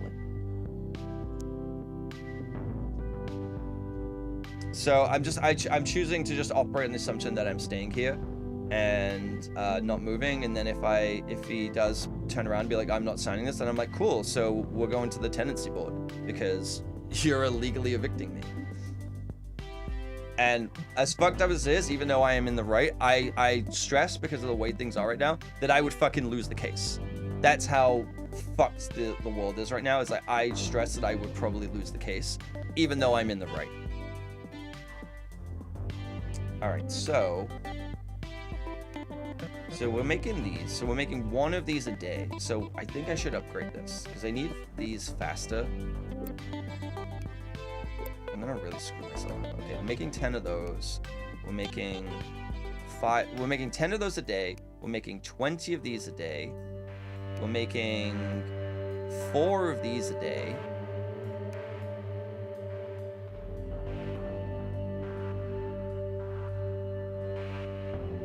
So we're actually gonna end up with way too many of these.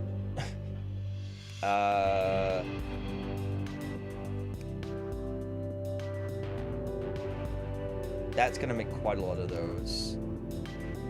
So that's good for this. I'm just gonna, you know what? I'm just gonna upgrade all of these. But I think I need one more. I need another chemistry table to make more of these. So how many does this require? Okay, it requires one of those. Okay, we'll see how we get on with this. Let's zone this rude boy up.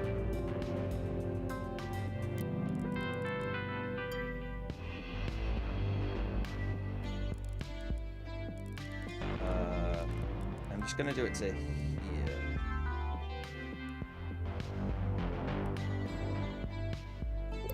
I'm just gonna do that for now. Assign me to that. We'll hire a couple of people. What I'm gonna do is I'm gonna put a pallet down. I should have really done it the other way. In hindsight, I should have done it the other way, but it's fine. I'm gonna put another pallet down here.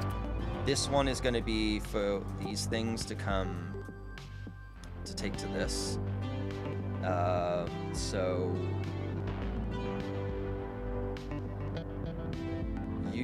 what do you require? You require plastic. You require metal. Right, chemistry. Okay. So this one, let's add you.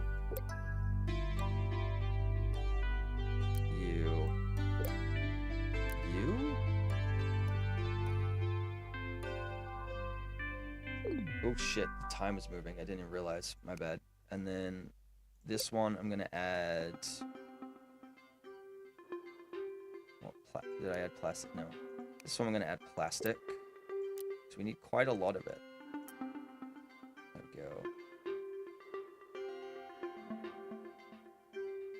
You know what? This seems done. Let's get rid of this one. I don't think I need all of these.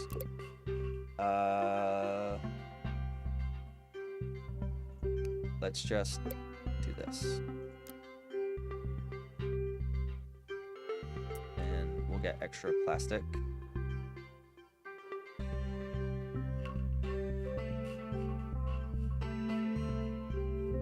Okay, that might be okay. And we'll get 2 couriers going.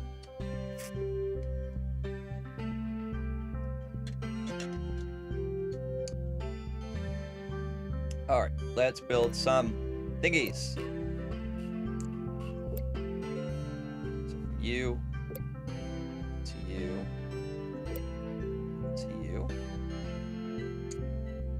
I could just have like one route with people going.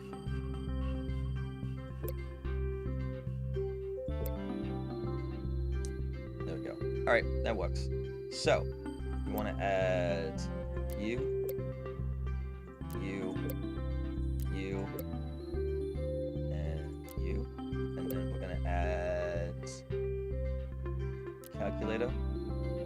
So, pick up. To this one, we're gonna drop plastic off. And metal. Next one, we're gonna drop off this and this, just to kind of, I don't know, why not? And then from here, we're gonna pick up and then drop off. We're gonna add 2 people. Then I need I'm gonna hire 2 people on this one. And then we're gonna need to hire a bunch of people.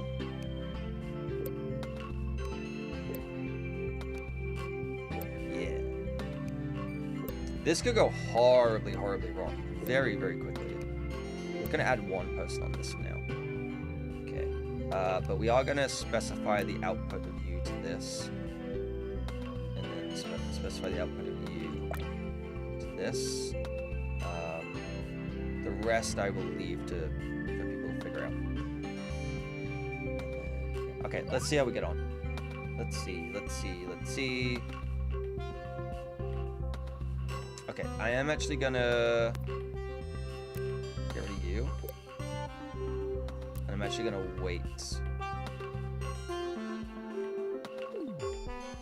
We'll leave 1 person for now. We might be fine. It'll be fine. We're gonna lose money so goddamn fast. It's gonna be insane. Where are all my logistics people? Did I assign them to the wrong? God damn it! I knew I did this wrong. Let's just...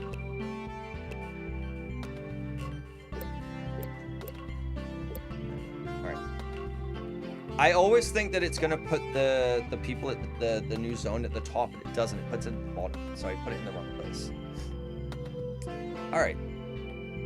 Let's get it moving, shall we? I love that if you add shelves, they immediately just stop working.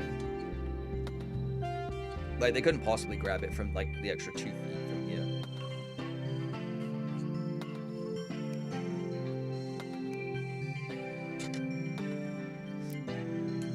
So, I probably should make the outputs... No, actually... Yeah, you know what, fuck it, let's just put them here.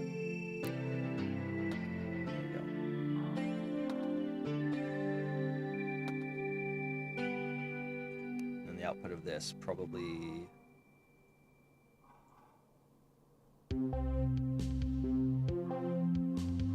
we'll leave the rest. Okay, let's see how we go. We're losing a lot of money. We lost 10 grand in like 2 days. Okay, I feel like we're gonna get there eventually. You're just waiting for LED things. I don't think I can upgrade this. Nope. Takes as long as it takes. 1.4 days. All right, let's get you crack-a-lackin' as well. See what happens. At least then we're gonna be making 1 a day.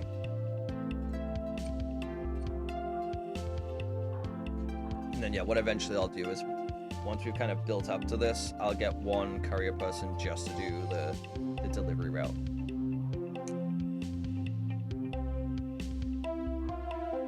This music though. I kind of like the music in this game, I'm not gonna lie. It's pretty great. Why am I getting emails from Google Play? Oh, okay. Nice. Nice, nice, nice.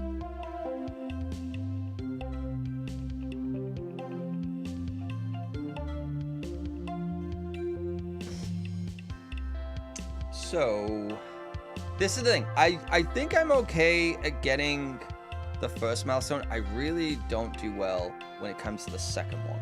Because when I have to pivot everything, I think I really kind of panic and fuck up because of the money situation.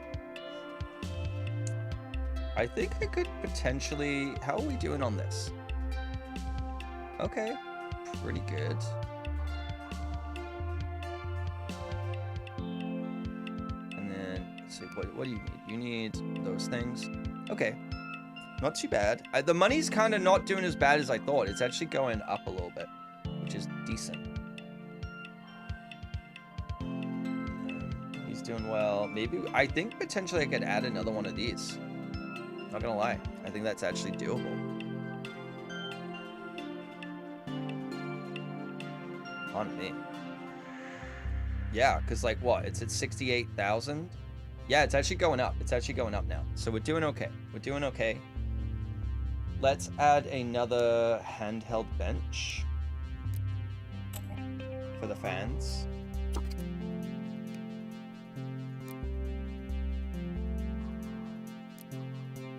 There we go. There we are. I think that should be okay. I think we might actually be all right. I could potentially add another one. I might get rid of this. Because like this is kind of doing us good. Let's get rid of this one. Let's get rid of that one too. For now. I think I might be buying too much certain things. Because like look how much of this we've got. And this. So let's take a buy order off this. Everything else I'll leave because I do think we're getting through quite a lot of plastic, but maybe I'll reduce this down. There we go. Let's reduce our costs. We're going full Bezos. We're union busting. We're gonna close the factory down if people try and unionize. Did you see that thing recently where apparently because of the recent changes in the new Trump administration that Amazon has decided to not recognize Philadelphia's unionization attempts? They're like, no. They're just like, no. And it's fucking crazy.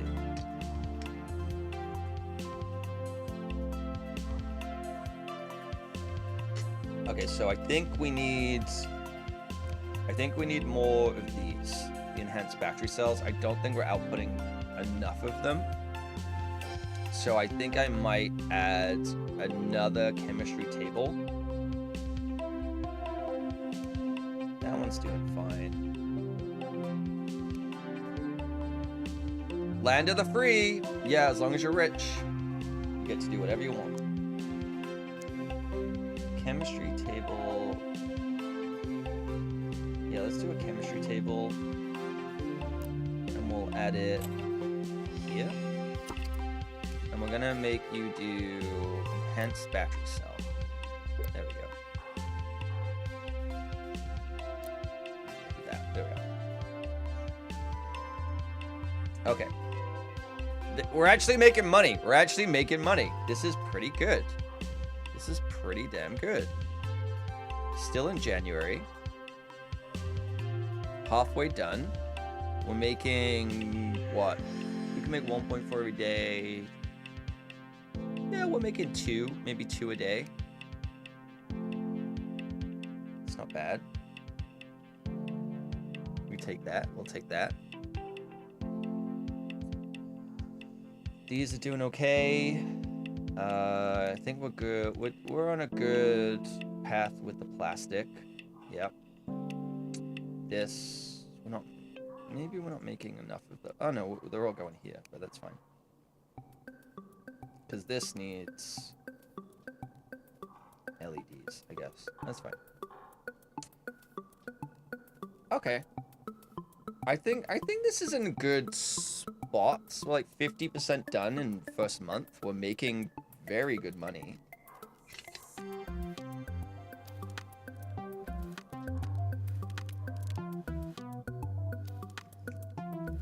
And then I think what I'm gonna do is either I can expand out to here, or I can expand here. So whatever the next thing is, I might actually expand it here. And then have the courier transport it across. Just for zoning reasons. Because then what I can do is I can also have the courier pick anything up here as well, right? So I can kind of specify any of the materials, like or the components, I should say. Instead of them being stored, they can be taken. So Yeah, we're making like, what, 3, 4 of these a day? Ah, just missed him. You just missed him. I'll have to go on the next shipment. What's the problem? Is it because I stopped buying certain things? Because I have so many. Yeah, I mean, we don't need it. We have 20. Okay, we have 26 of them, but we have a full stack here. We have a full stack here, basically. So, that's fine. We're doing okay. We're doing okay. Everything's kind of chugging along. Nothing really seems to be slow. It's not bad. Not bad. We could probably speed it up a bit. Just to get to where we need to be. But so far, so good. Excuse me. On me. As if I burped. That was the fucking can.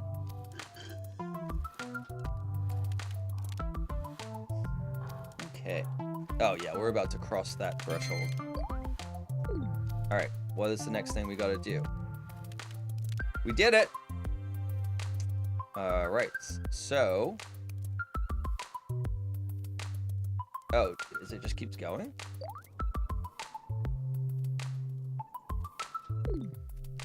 Fill up your outgoing zone with products built from a predefined blueprint. If you receive it in time, the next blueprint unlocks and you get a little more time. Wait, did I not... Have I done it? I'm confused. Are we still... So you still want more of these. Oh, we got a lot to go.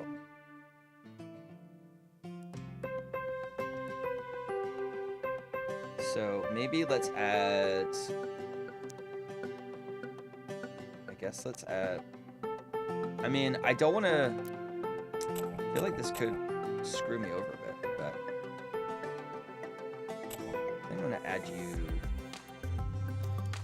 here. Screw it, let's add 2. Let's do it.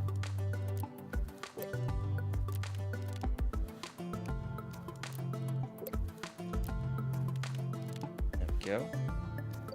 And then I guess what I need to I need to get more of these. Can't upgrade that. I think I do. Maybe I need to get more LEDs going. Let's add a chemistry bench. I'm gonna make LEDs. Add that. What do you need? You need metal and more of this. I think we might be producing enough, because what? You're making 10. You require 4. You require 4. Yeah, we might be okay. We might be okay.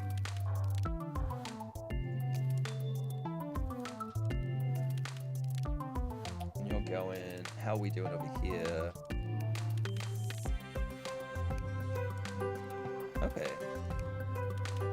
Not terrible. So now, is there any way to so we can't upgrade these, but we are making 5. So we're making at the very least like 3 to 4 a day.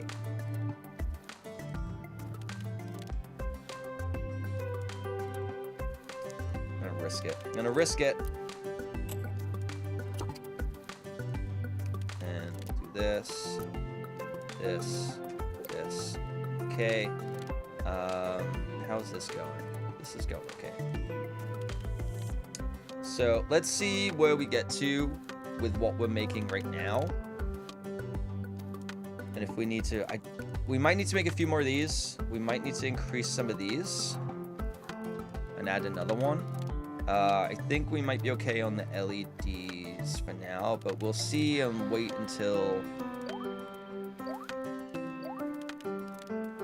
something's... Okay, that's saying full, which makes no sense. Okay. There we go. Okay, we're gonna add a new courier. That is just going to go from you to you. And only taking calculator. Pick up. Drop off.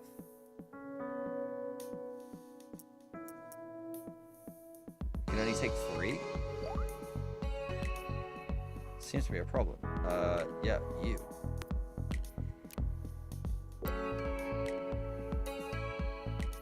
Okay, I'm gonna wait. Pause. And add one more. There we go.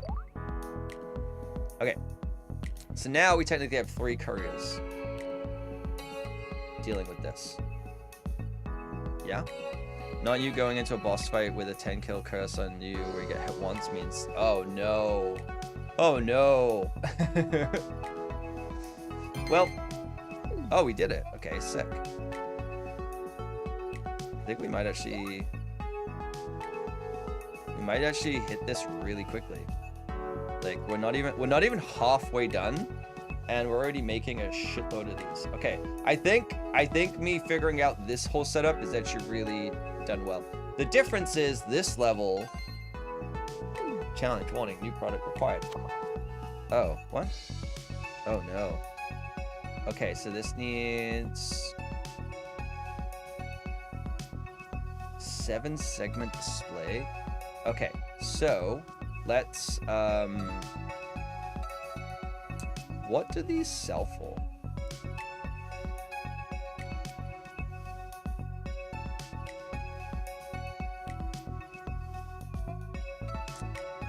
So I think, okay, here's what I'm gonna do for now. I'm gonna add another pallet. Okay, that's gonna be a cell pallet. It's just gonna be for the calculator right now. And then we're gonna change the roots. We're gonna take you away. Add you. There we go. We're gonna do that. Okay. For now, we're going to go into this one and we're gonna just remove. I'm gonna remove this from the setup until we figure out what we've got to make. Okay, there we go. All right. So at least then we're still selling these things. If I even can. I don't even know. All right, so what do I have to build? Game Girl. Real original.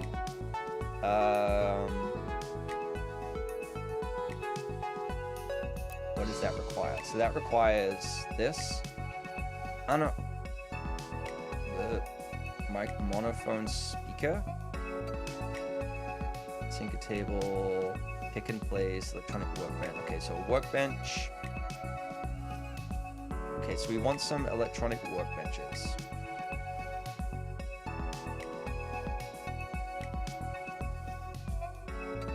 And you require integrate. Oh my god, this is like, this is not even like just, oh, everything you've built. This is like straight up different shit.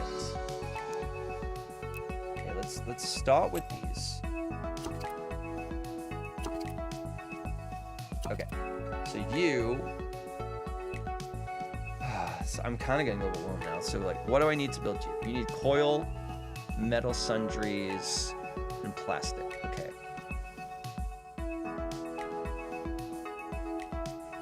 So you need a rod.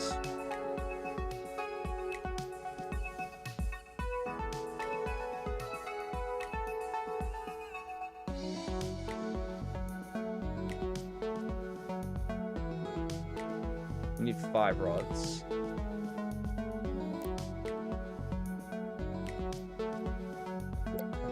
That. You're gonna make rods. You're gonna make screws.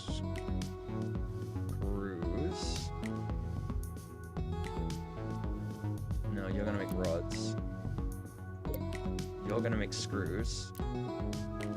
Screw it. We got the money. Okay.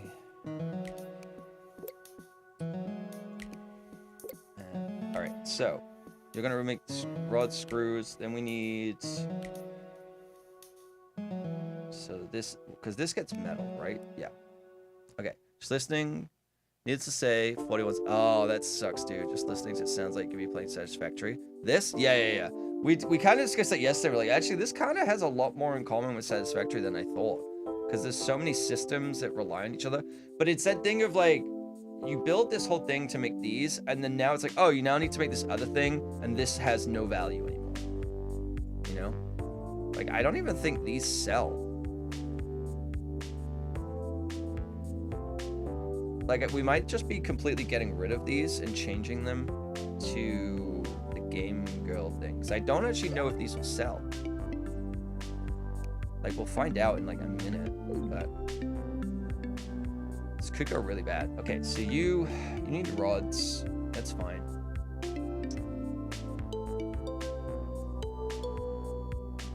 Okay, so we're building that. So now we need something that builds coils.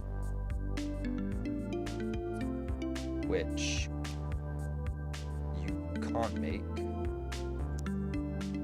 I think starting with a Tinker Table is always like a good option.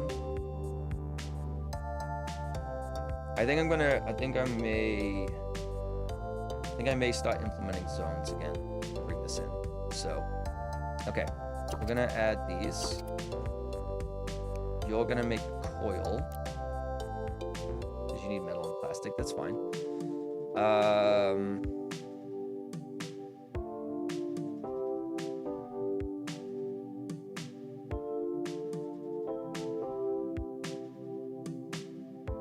Yeah, so that one's gonna make a coil.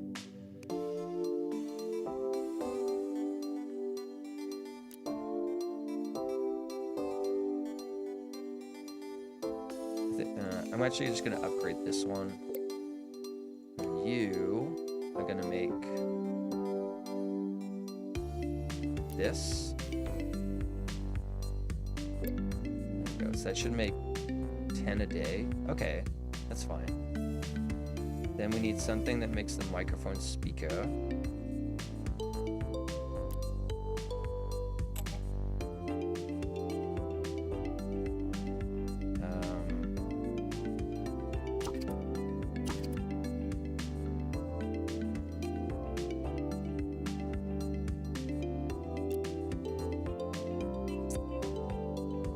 Stick with this being smaller. Okay. So let's put a good old big shelf in.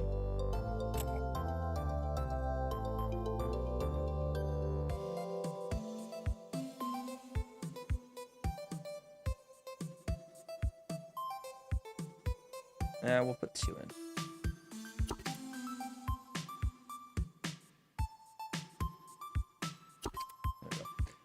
So that's fine there. Let's put another courier pallet in. And I'll do it this way.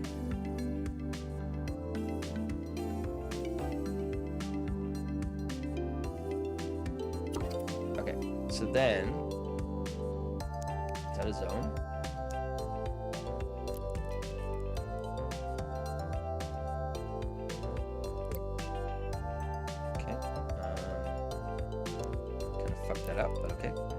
This. There we go. All right, so then this. Yeah, well, the way this assigns zones is really annoying. Okay, we're gonna add 2 people. Okay. This, so we're gonna need glass. Do 2 sets. No, we don't need 2. We're gonna do glass. We're gonna do metal. We're gonna do plastic, and we're gonna do, I think I need electronic pots. Yes. And then one of these needed glass. Which one needed glass? You. Okay, so then we need to add glass to the order. And then on top of, okay, so that's where this is gonna be like a problem. Okay. Not a problem, but it's not going to have enough materials to drop to each of them. So I need to increase by... no, I don't need to increase. I think I need to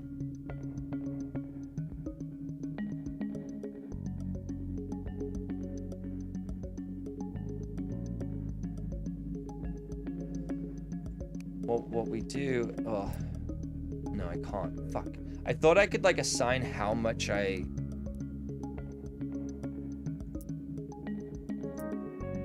So I have to kind of do it this way. All right. So, yeah. We'll configure this. Go into route 1. Let's add you to the mix, but we're going to move you up. So you kind of go first, I guess. Yeah. So, oh, that's how I do it. Okay. So I don't actually need... So we need to drop you, get rid of this, add glass. Okay.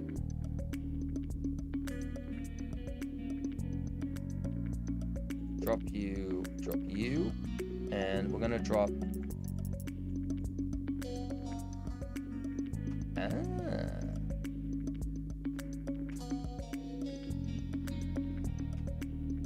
Okay. We'll drop 50. 50. 125. There we go. Okay, that works. That works. Right? There we go.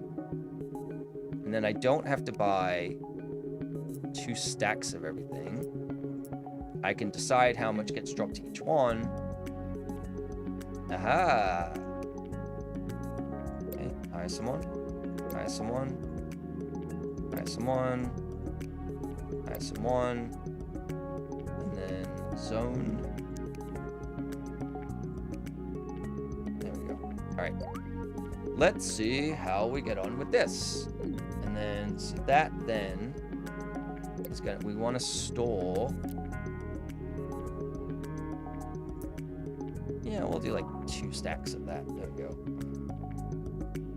So then I still don't think these are selling. I mean, I have been paused this whole time, but I think I'm gonna reduce. So I'm actually gonna turn this one into this. And then we need a 7-segment display. I'm gonna turn this one into this. And then let's just do that for now. So those are that, and then we need the 7-segment display. Don't know how to make. Which can be made in a chemistry table or a work. Okay, so chemistry table, which needs integrated circuits and circuit board. Okay. Integrated circuits and circuit boards. So maybe I can make circuit boards over here. So we have this one, and that's kind of doing its own thing with a chemistry table. So let's build a chemistry table. Wait, what does the circuit board need though? Metal pipe. Okay, we're already providing that. That's cool. So we'll go chemistry table. I'm going to increase the zone of Seattle zone.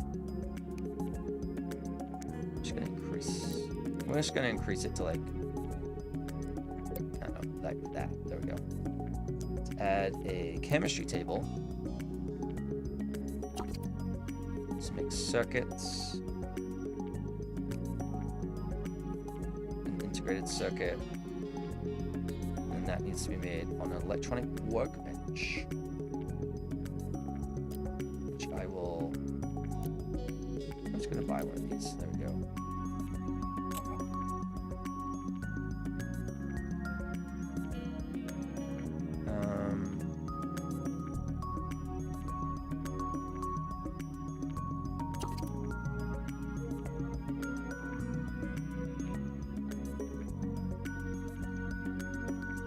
Need to put a bookshelf in. Not a bookshelf. I'll put one of these in.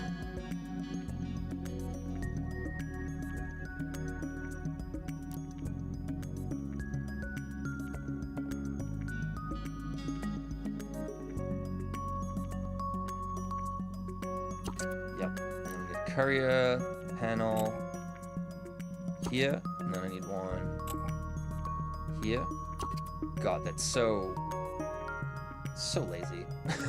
Because I don't think I can like make another zone where you have someone floating between. But the output is going to be that. Okay. So you're going to make circuit boards. You're going to make this. And then we have 2 people. Yep. So that should be good. We'll see how we get on with this for now. Because I think we're dropping off all of the right materials. Although I think I'm actually going to... Oh, God, I don't have those. Okay, I think what I'm going to do is I'm actually going to get rid of this one. And put it here. And then I'm going to zone them in here. So that way, everything's kind of... we'll go basic workbench. There we go. Okay. There we go. Deconstruct. You. I'm going to assign that person here. I'm going to make a rod. And then we're going to change the Seattle zone. Because I'm lazy. There we go. Yeah. Okay. So how is this doing metal-wise? Okay, you're good on metals. That's fine. 50. Yep. So that way they are all making this stuff together, and then I need the courier.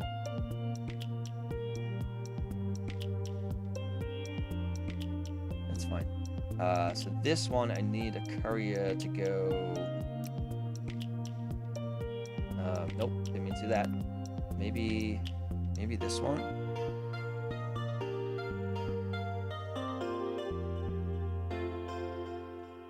Yeah. So what we're actually going to do is we're going to add another pallet here, and then add this pallet here. And we're going to take you, pick up from here, drop off here. I think everything else is good.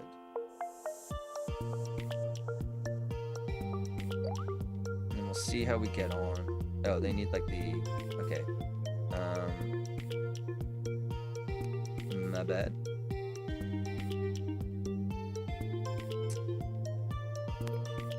No, I need...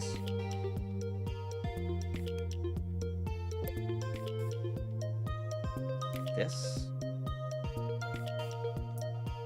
There we go, make it nice and awkward. And then we're gonna add you. Do the same, pick up, drop off. There we go. Okay. And then I guess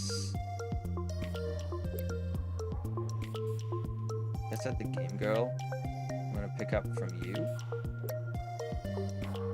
and then add this, drop off. There we go.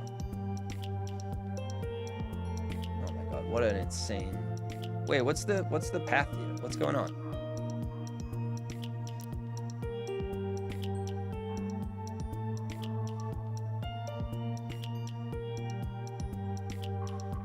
I don't think this is making sense. Okay, so we're starting from here, going to here. Okay, no, that doesn't make sense. So we want this one to go up, up. Yeah, from here to here, to here, to here, and here, to here. Okay, I think that makes way more sense. Yes. Okay, that makes way more sense. They're all beavering away. That's good. And then you're dropping those things off. You didn't hire someone, so, you know, it's on me. That's on me. That's on me. It's all going kind of the right direction. So, what? We're missing. We should be fine. We should be fine. What are you freaking out about? So I think I'm gonna turn this one. Okay, that one's already a Game Girl. That one's game. Okay, so we have 3 Game Girls, three of these. All right. I don't know how much these are selling for, but we'll taper that off real quick. And we're really close.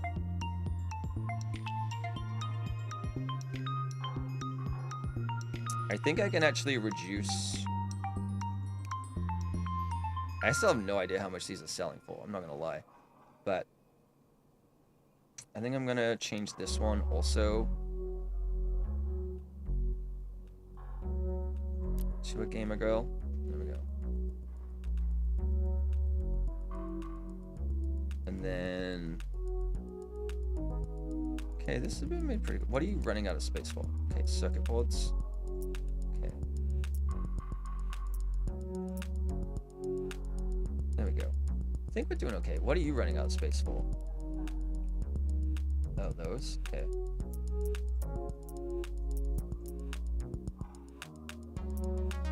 There we go. I think we're good. I think we're good. What are you running out of space for?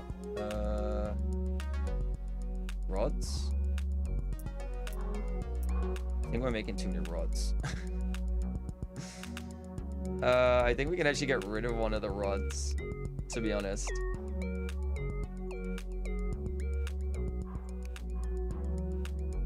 Considering we have 225 of them. Yeah, they're making so fast. This makes 10 a day. This makes 10 a day. So I think I can actually get rid of one of them. I'm actually gonna get rid of this one.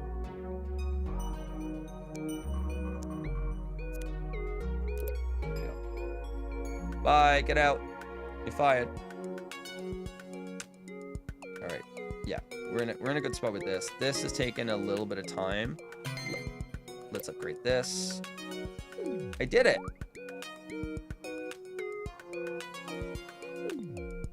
Current blueprint is Game Girl. Yep. Fill the outgoing zone to get advanced to the next blueprint. You get 3,000 for every product you sell. Nice. Challenge required. New product is required. Wait.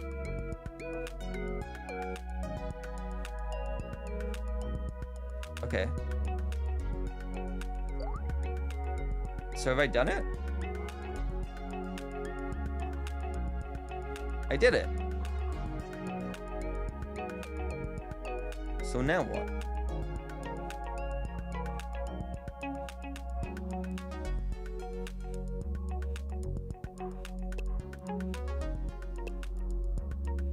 You can unlock showcase, you can finish a challenge with 1 or more trophies. I guess I just gotta wait for the time, right? That's the 120 days. Well, we did it, so that's good. Let's see if we can, let's see how far we can go. Let's max it out. Yeah, so this zone system really worked out pretty well. What do you got a space for?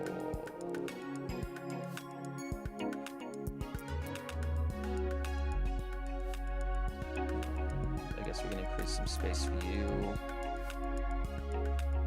Yeah, there we go.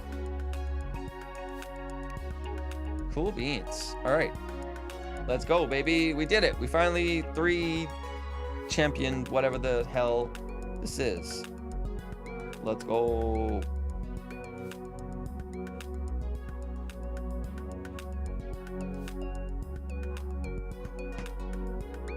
Huzzah! Yeah, it's just I guess this one, to be fair, this one was easier because the first 2 trophies were the same product. And then the third one didn't require that much change. And also, I think having it where I had it set up that I could keep selling something, I think did help. I don't know how much, it's not telling me how much I'm getting from these, if anything at all. But, like, it doesn't tell me the sell price. This says it's 3,000, so we're doing good. We're not making enough of these, so I think I'm gonna upgrade. So I might as well. Oops, keep hitting that. think we're making enough of... Because that takes 2 days. We're making 2 of these a day. So maybe we could add 1 more of these. While I have the time. So why not? Make you. Put here. There we go.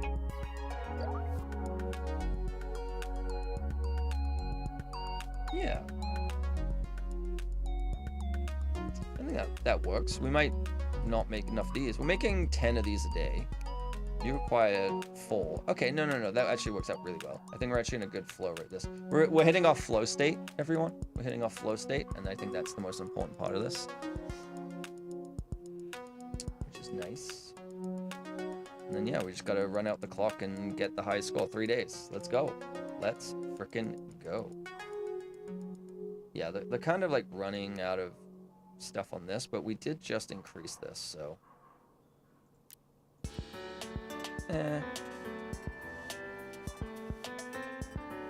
So I don't think... Yeah, that didn't need that. Okay, that's fine. Hey, 3 challenge completed. This is CEO TV, your source for hot news. Oh, baby. This company has been struggling, but recent figures look promising. Hell yeah, dude. Let's go. All right. Actually, the timing worked perfectly. An ad is about to run in a minute. I made it on COT. Oh boy, the dream. Better than Time Magazine. There's an ad that's about to run on Twitch, so I'm gonna preemptively run it. I'm gonna take a bathroom break. I'm gonna make a drink, and then we'll jump into the next challenge. So, sounds good? Sounds good. Okay, I'm gonna leave the music playing though, but I am gonna switch it to Sarah's scene. So keep an eye on Sarah for me. I'll be.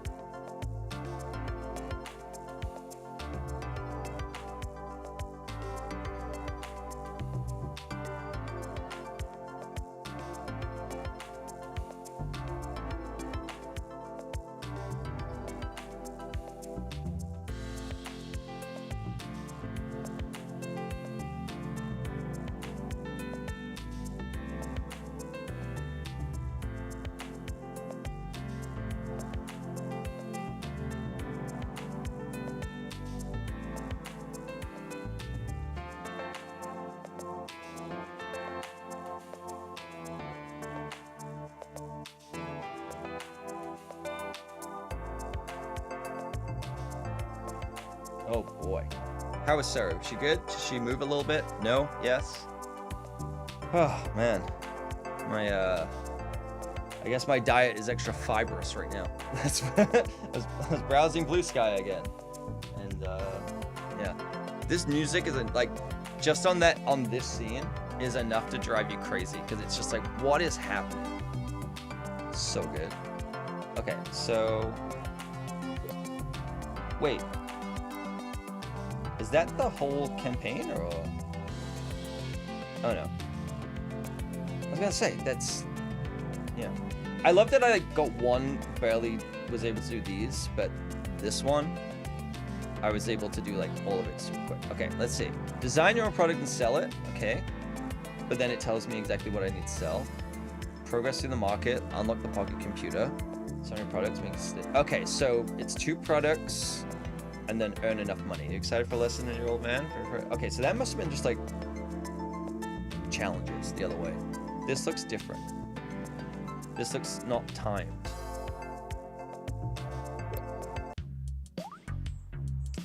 Okay, so those must have just been challenges, and now we're back on the story. This is gonna be such a step back of like how much like. Also, I just laughed like fucking Goofy. Oh no, Gorsh. God damn. Hey, the kid. There you are. Check this out. Working product setup. Ready to jump directly into the interesting stuff? Oh boy. Almost. First, we need to have a look at the product market. Then we can give product designers a shot. All right. I guess you're right. You're more competent in that department, so I'll turn it over to you. Channel point redemption for Goofy speak. Oh my god. I don't think I could do it. I don't think I could do it. I couldn't hold that. I could barely do it accidentally. Thank you. Set it up now. So you've been provided completed blueprints, and we simply sell the finished product. Today, you'll make your own designs. To the successful, you'll need an understanding of what kind of products the market wants. Let's give you a brief overview. Oh, good. Okay, so now we're getting into drop shipping. Okay, so this is how to order from Temu or Alibaba. All products of the same type compete in the same single market, even if they're being sold by the same company. Markets can be inspected in the market panel.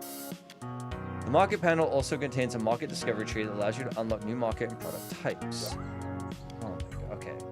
Christ, we've got all of this? Take me back to the challenge mode.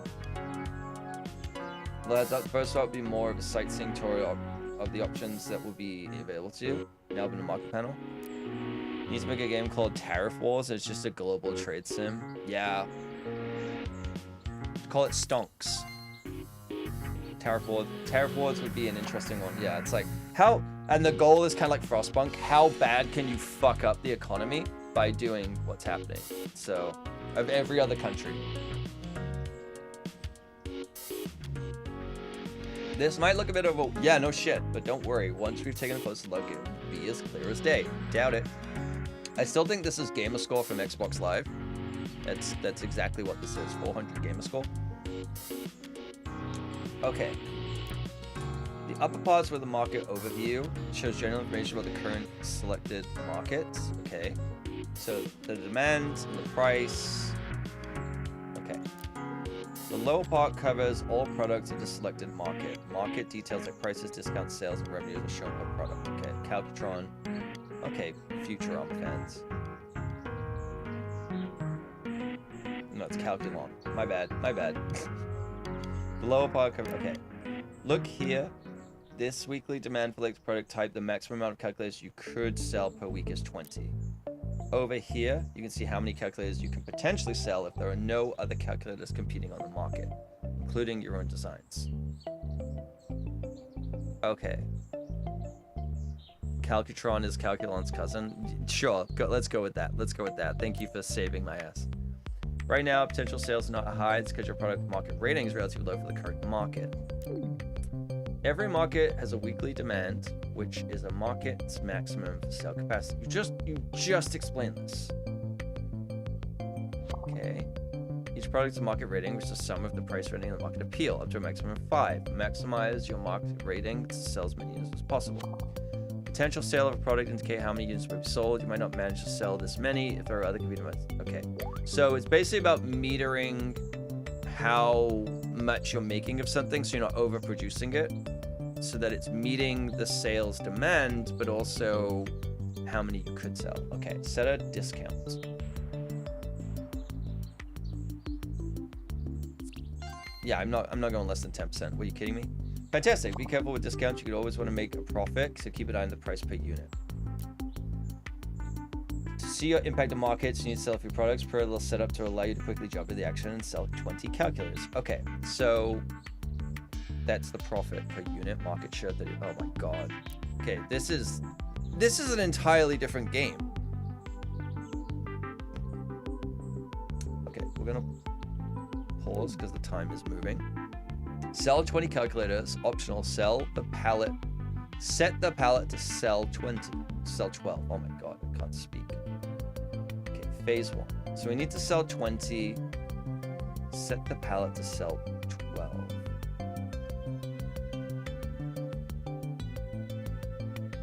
Okay. Wait, so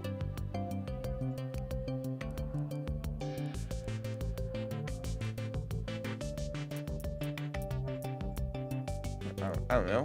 Sure. Okay. So, yeah, this is what I was thinking of before. It's like you start at the end and then you have the thing that the final product being built right next to this. That's kind of... all right, I'm gonna assign myself as a zone helper. Speed up this whole process, this whole rigmarole, if you will. So how many input output? Okay. So that's just holding materials right now.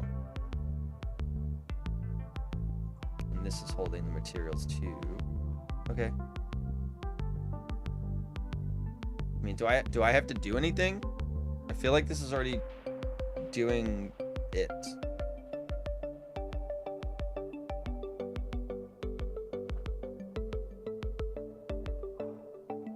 Oh, it's peach mango creatine. It's so fucking good. I can't remember, Jacked Factory or something. It doesn't dissolve as well as I'd like, but I've never found a creatine that does.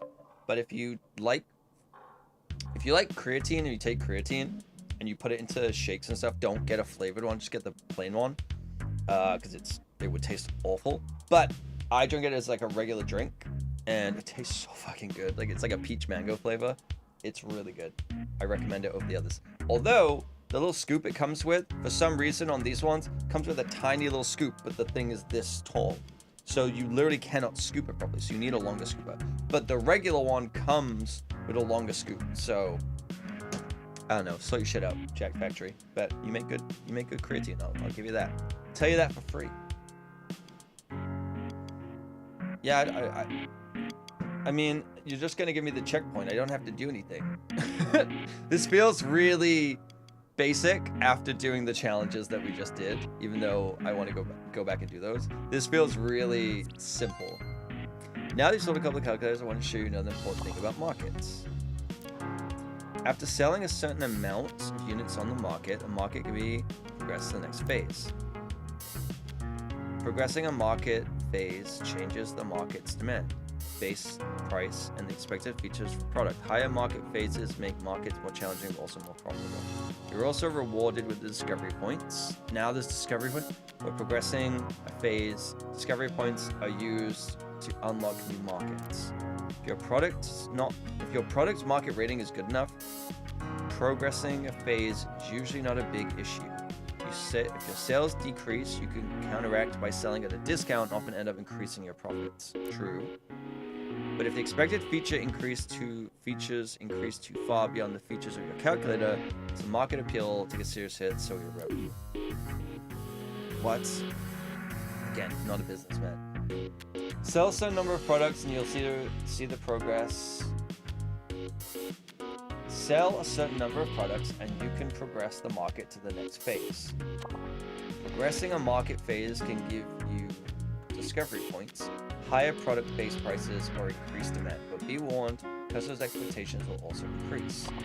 You can keep older products selling well in the new market phases by using discounts. Note that this will only work for so long, hit your bottom line, so create improved products to keep it market.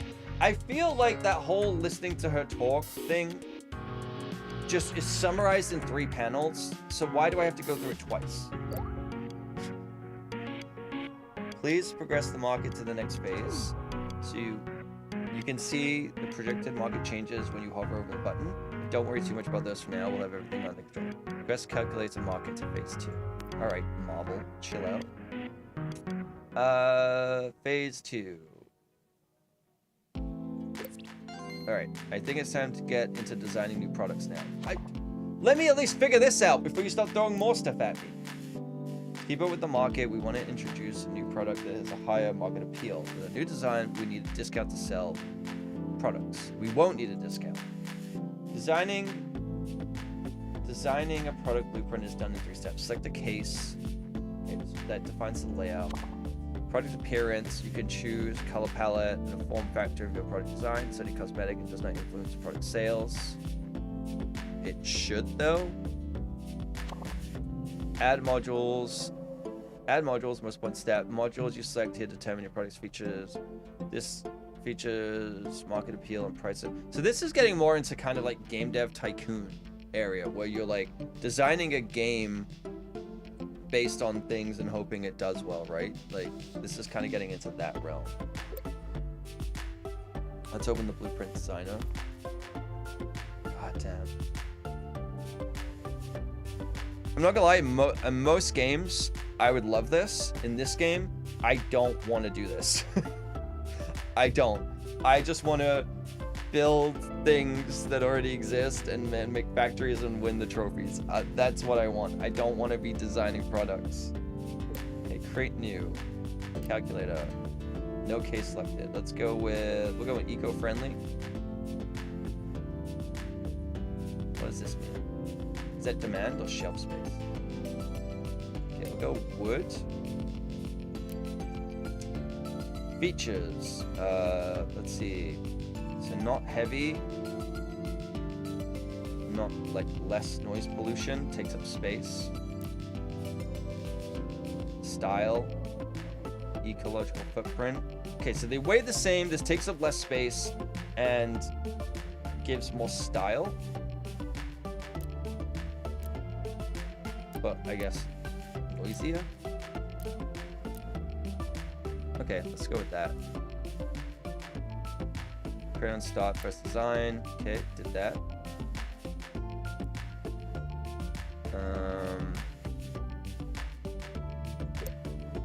Okay. Every case has different drawbacks, which includes market, appeal to product. Here you can change the product's look by selecting a form factor and a color palette. Appearance doesn't have any effect on the features or sales. Still, take your time to make your own. When you're done, switch over to modules menu. Okay. Let's go with stretch tech because you know I had to. Divided orange, green, summed up green. Sure, looks awful. Okay, on the left side, you can pick up modules you want to place in the design grid. You can add any combination of modules you like. Let's go. Simple circuit. 2. Let's add a battery stack. I guess this takes more to make. Yeah. Let's see. Battery life. Battery life's better. Footprint's higher. Heat loss is higher. And weighs more. But you know what? We'll go single cell for now. Because then we can always improve, right?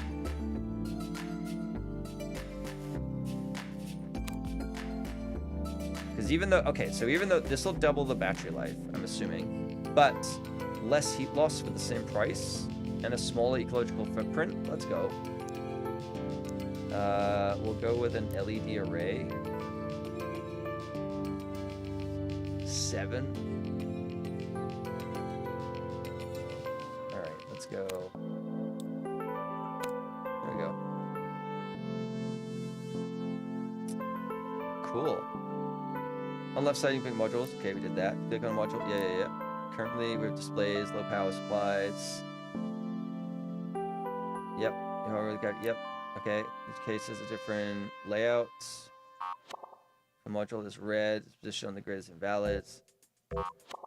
Modules can also be removed. Okay. Place. Okay. Why would you let me do this? Oh my god. All right. Great, now add a... Okay, so you let me build that whole thing for, like, nothing. Why? Oh, the fuck?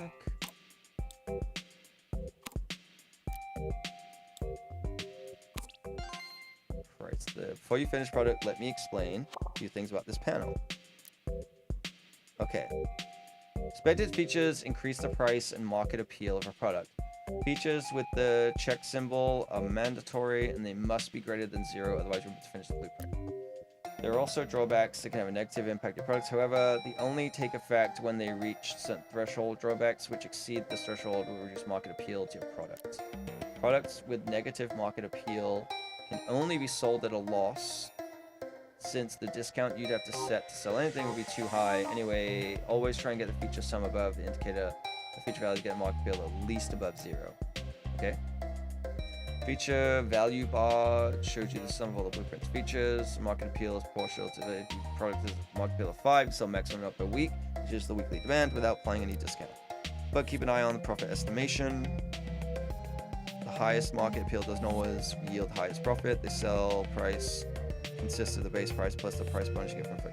Okay, I mean, that's pretty basic stuff of just like sometimes the flagship product isn't going to sell as well as something more simple, so you can make more money by making a medium product.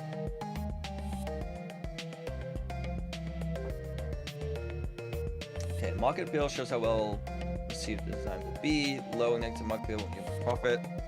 Okay, again, you literally just repeat yourself. Now everything should be in order. I can finish the calculator. Cool. Can I undo everything I just added? Processing power.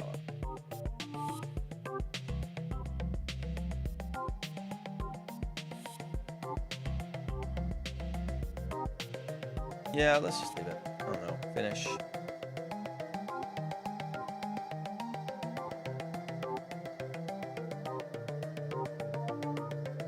Sure. Perfect. Now we have a blueprint ready. We can shake up our product line. Want to get a few more. Want to get into the next market phase. With that, we'll need a few more calculators to be sold. I recommend switching the production to a new calculator. I think I fucked up because I should have just done it in plastic because we already had stuff set up for that. Like, I feel like I made this way more complicated than I need to. Advance the calculator market to phase 3. Okay. Because, yeah, I'm making... Okay, hang on. Can I edit this? No. Because what I should have done is kept it plastic. I should have kept it plastic. Because we're already making... What is it? We're making a battery stack already. We're making the LED array. Yeah, okay, let's make a new... Create new calculator. I'm gonna make it plastic. Create the products. Sounds good. Modules. We're already making LED arrays. Okay. We'll add a simple circuit.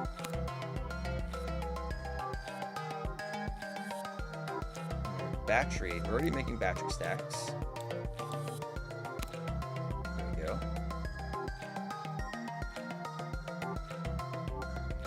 That works.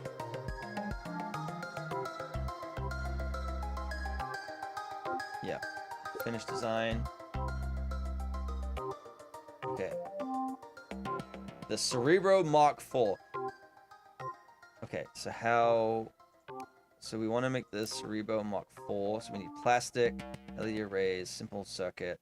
So the only thing we need to add on, we'll keep that going for now, We need to make a... Okay, you're making a LED array. You're making the LED array, plastic. So we just need to add a simple circuit. Which, let's start with you.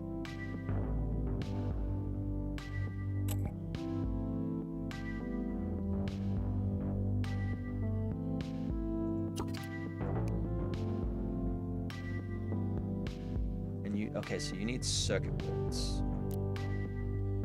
You need 2.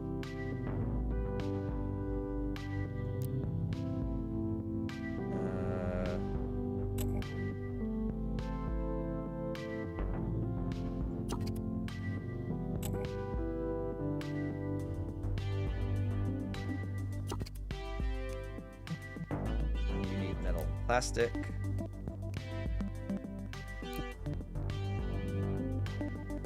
Okay, maybe I don't need this many. Let's go like this. Hire someone. Hire some more. Actually, I'm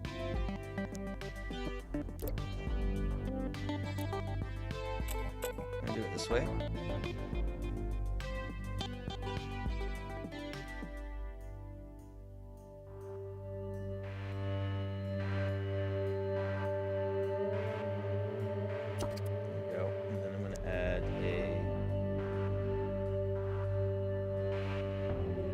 Small shelf here. There we go. Okay. You, I'm gonna assign. You, I'm gonna hire. You, I'm gonna make this. There we go. And then let's see how we get on with this. I don't know if we are actually getting. Okay. So we actually need a new palette.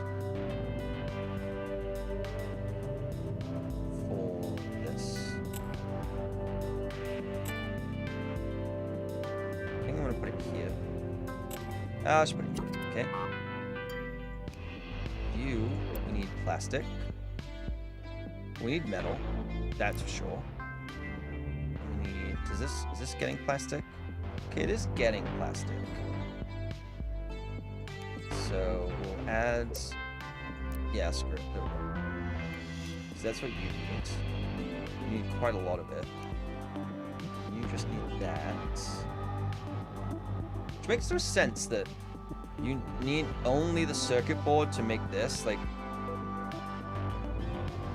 that doesn't make sense, but okay. And that needs that. Cool. Okay, let's give it a shot. Let's see how we get on.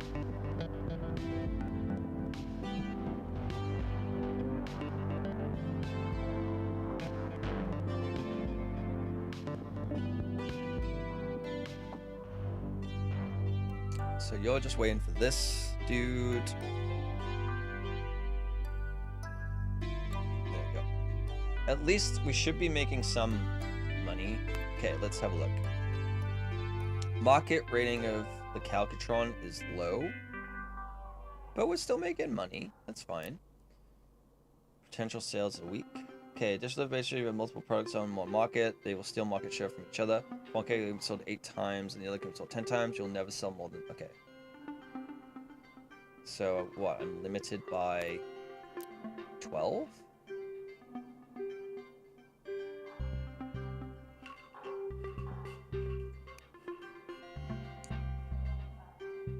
Let's, remove...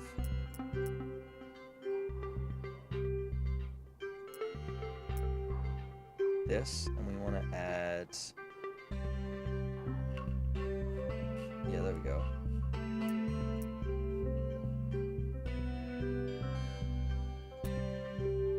Yeah, that's better. There we go. Alright, so at least then we can sell those things.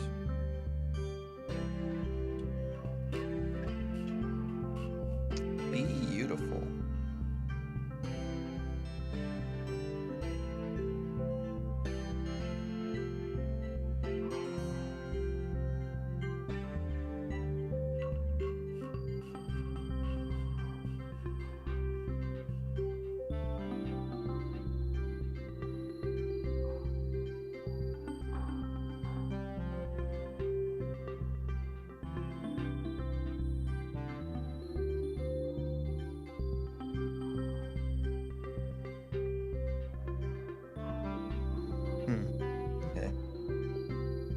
Sorry, getting weird emails that I have to like keep checking.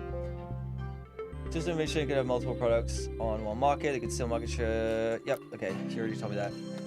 Let's see. Sell 30 calculators. I don't care about that. Set up a production for modules required for the calculator, which I set up the production of all modules required for the. I already did that. That's what this is. Set up new assembly. I already did that. Do I have to like add another one of these? Is that what it wants? Okay.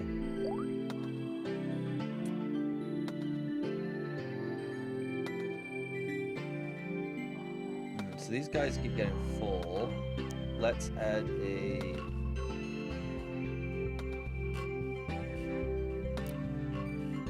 I don't know. Can't make anything bigger, really? Alright, let's just do a corner shelf then.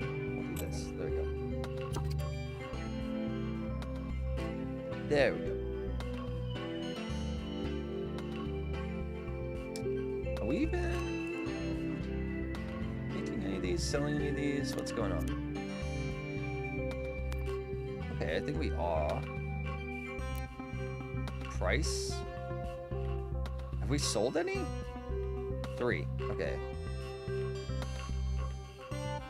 So we kind of need to get that up. I guess I could change this one. There we go. Then we'll make more. I don't care about selling optional calculators. It's fine.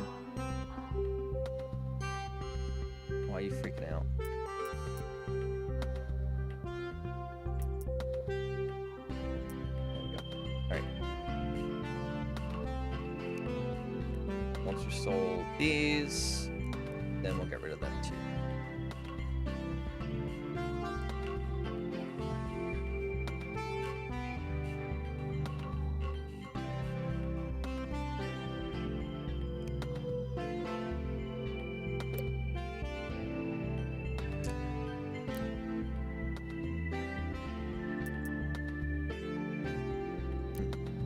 Got your hot chocolate? Nice! Okay, I don't think I actually needed this. I don't think I actually needed this one. I think it just needed more slots for this. What? That just needs plastic? Yeah. So... it's fine.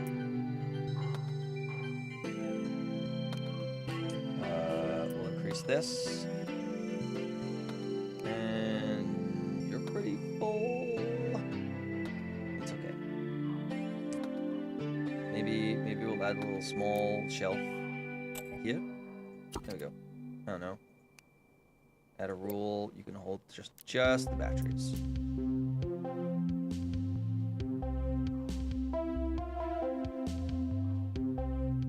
What are you holding this for? There's literally a shelf right here. What are you doing?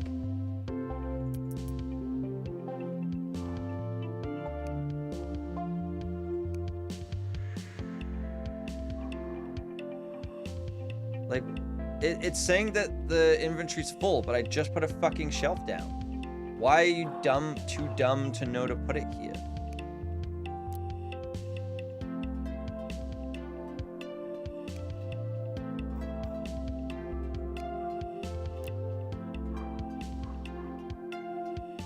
So fucking weird.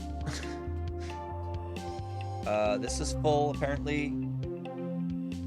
So, that's good. I guess are we making enough of these? Probably not.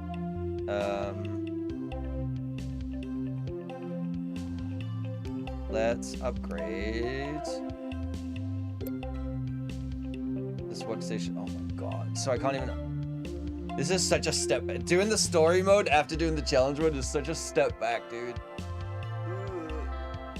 Alright, let's add another Tinker table then. Put it on this side. And we'll make the simple circuits. There we go. And I'll hire someone because that makes sense. There we go.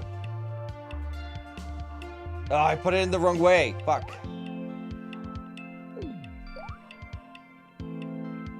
It's fine. They'll come this way, I'm sure. I say that, but the logic of this game. Okay, no, they did. All right, I was expecting them to go all the way around like they did the first time, but it's fine. Okay.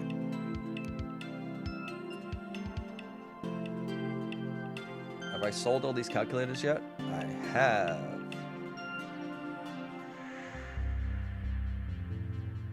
Goodbye.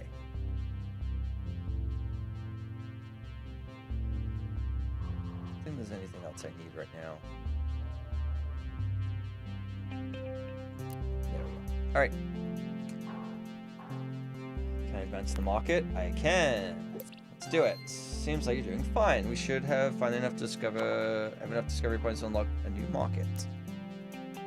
How much you can expand and produce is strictly limited by the market. The very first product will yield only a small profit and limit your growth. Okay, a new market will be unlocked to produce. You have enough discovery points. It's one of the previous markets has been unlocked. Newly unlocked markets are available immediately, so new blueprints are available right away. Okay. I guess discover the cassette player market. Alright. There we go. Once you unlock a new market, you'll naturally want to design a product for it. Absolutely not. You'll give you some plans and modules, except mandatory features, battery life, and sound quality. Feature-wise, shouldn't aim too low. Market appeal should be high enough so your product can compete throughout a couple of market phases. That way, you don't have to update your product and production line. Okay. And also, overachieve features from the expected feature list. Those features will still add up the sell price of the yellow bus for it. Okay. Design a cassette player with a market of at least 3.5. Okay. Great new cassette player. I'm gonna go with plastic case because I'm lazy. Alright. I kind of like it. Looks like it has a little face. Looks like a little smiley face. Groove Kid. Big player. Good listener. You know what? I'm gonna stick with that. Okay. So it needs good sound and a good battery life. Alright. Required materials. So let's go with a sound quality. Okay. Oh God, what in the Tetris is going on here?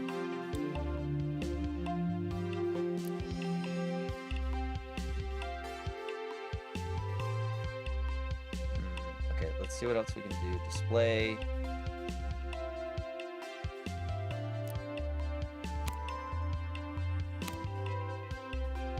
don't know if that actually even... Okay, we'll put one of those in. Circuits. We'll do a simple circuit. Okay. And battery stack. Could do this.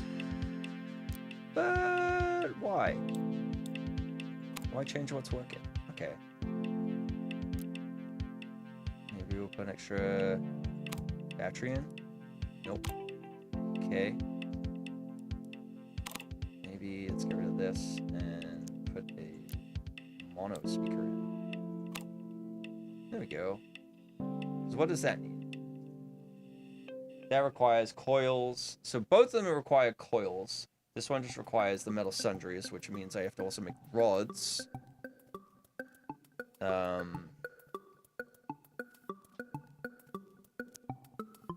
wonder if this would even make a difference. Nope. Alright, if it doesn't increase the product, I don't care. I guess I could do like an LED matrix, but... it actually makes it worse.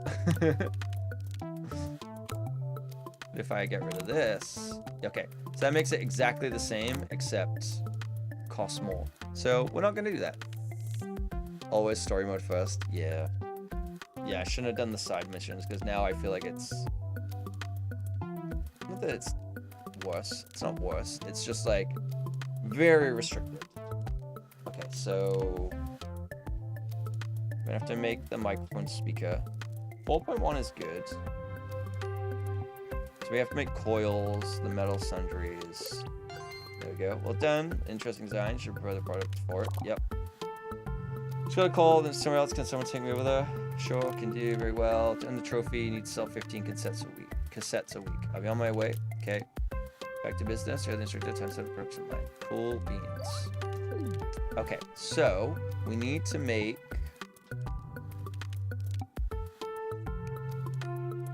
Let's add cassette player. Shiny vibes. Okay, why did it add 5 immediately? So we need simple circuit, battery stack, mono speaker, and LED array. So we've got most of these already going. It's really the mono speaker that's gonna be the big kahuna.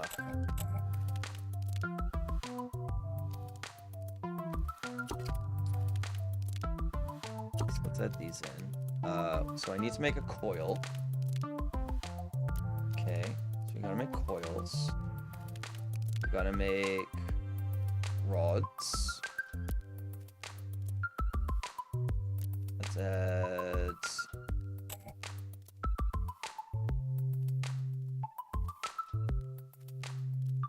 a tinker table here. That's gonna make sundries. And then I need a tinker table that's gonna make the mono speaker. Okay.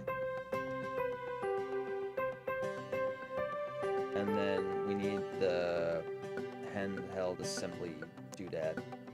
Okay.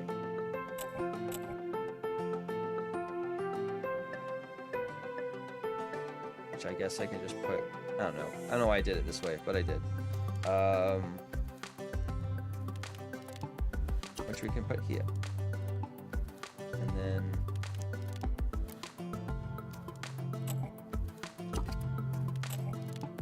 there we go. Okay. So you're gonna make this. Let's get you going. Let's get you going. There we go. Okay, it'll be a hot minute before a lot of these are working. And then I'm just gonna set the output of that to. I guess I could remove it from this. Yeah, I'm gonna remove it from this, and I'm actually just gonna sell it here. Because why not?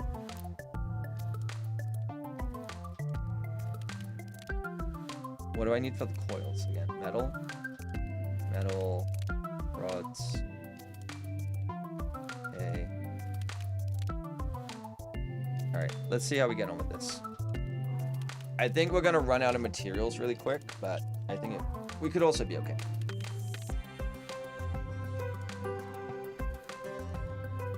What did the decorations do again? Work zone happiness.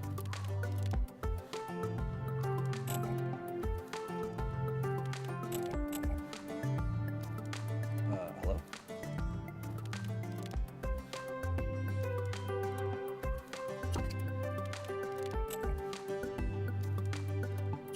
There we go. Decorative item. Showcase. Not sure what we're showcasing. Everybody talking about has noticed that you need to sell 15 sets a week. You could hold some products back in storage and sell them in a single week to reach your quota. True. So true. But I don't care.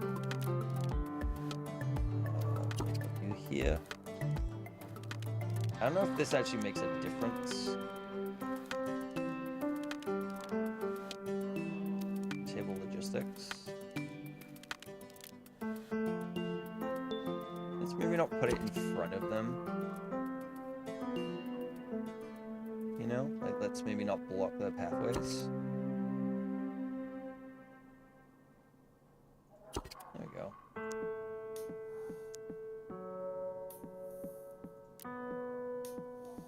Sure. I don't know if that does anything. But we're good. We're good. Okay, so this needs to make 15, and it's gonna make... Okay, yeah, we need to... Maybe let's remove the sell order. There we go. Let it stack up a bit. Yep. I could always add another one of these.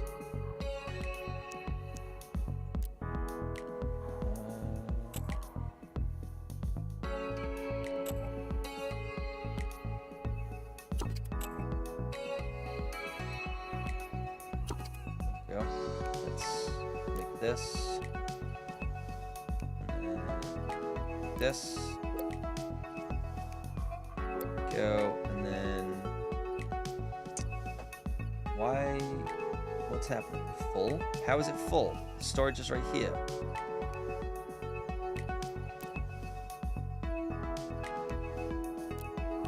Like, what do you mean? What do you mean full? This isn't holding 15. I'm gonna hire... There we go. Let's hire a few more people. Let's get this train rolling, shall we? Okay, so they're all just holding their dicks right now.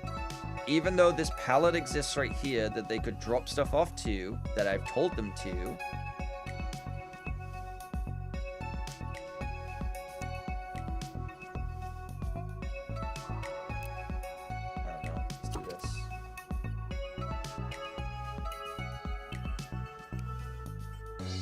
I don't know.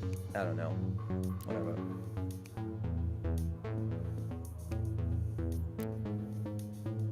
The logic in this is interesting sometimes. There we go. There's a fucking thing right there. What are you talking about? Full. There isn't even one in here. Well, there is. I don't know.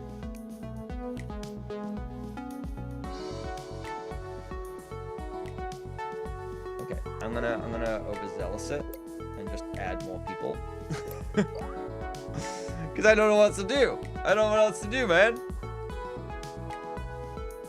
What's happening? Markets. Okay. Shiny vibes. What's this doing? So this is actually...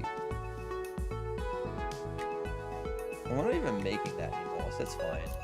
This one, potential sales 14. We have a decent market share. Okay, market appeal is still good. The sets. Potential sales a week 19. I genuinely don't know why they're not putting the stuff here. Like, they're not putting it down, which means they're not making anything. Why?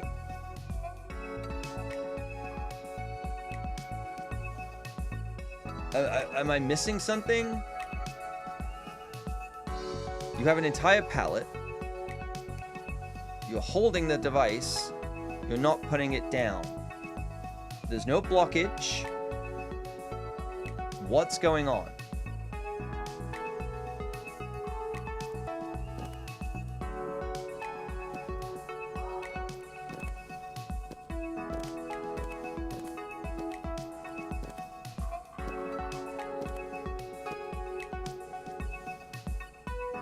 Stupid!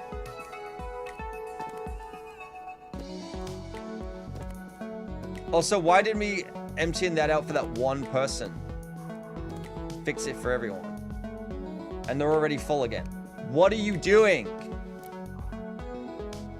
Drop it off.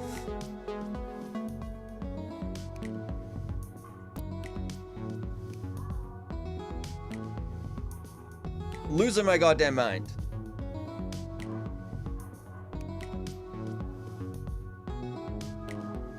Okay, how many have we got? I'm close to, like, once we get to 12, I'll just sell them.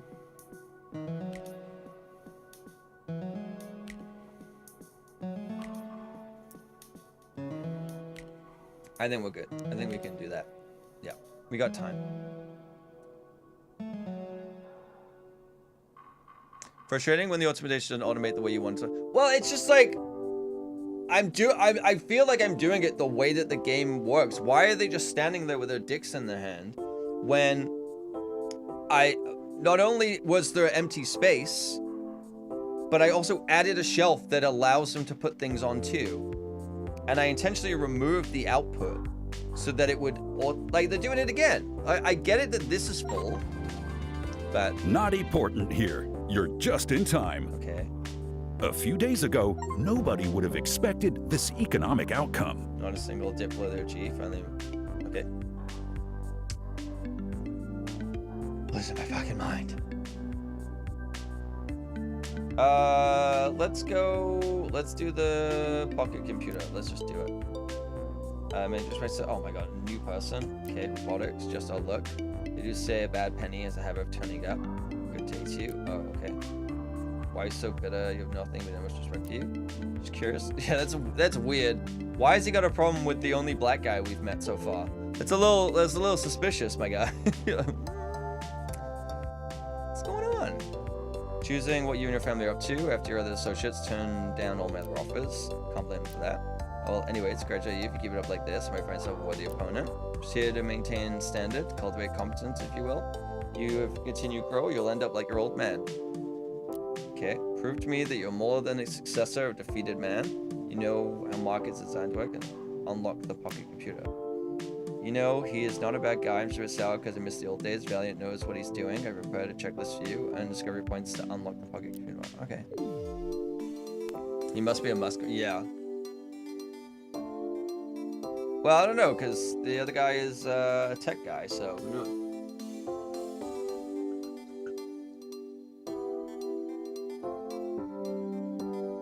I finally found a meme on Blue Sky that wasn't just people talking about Twitter.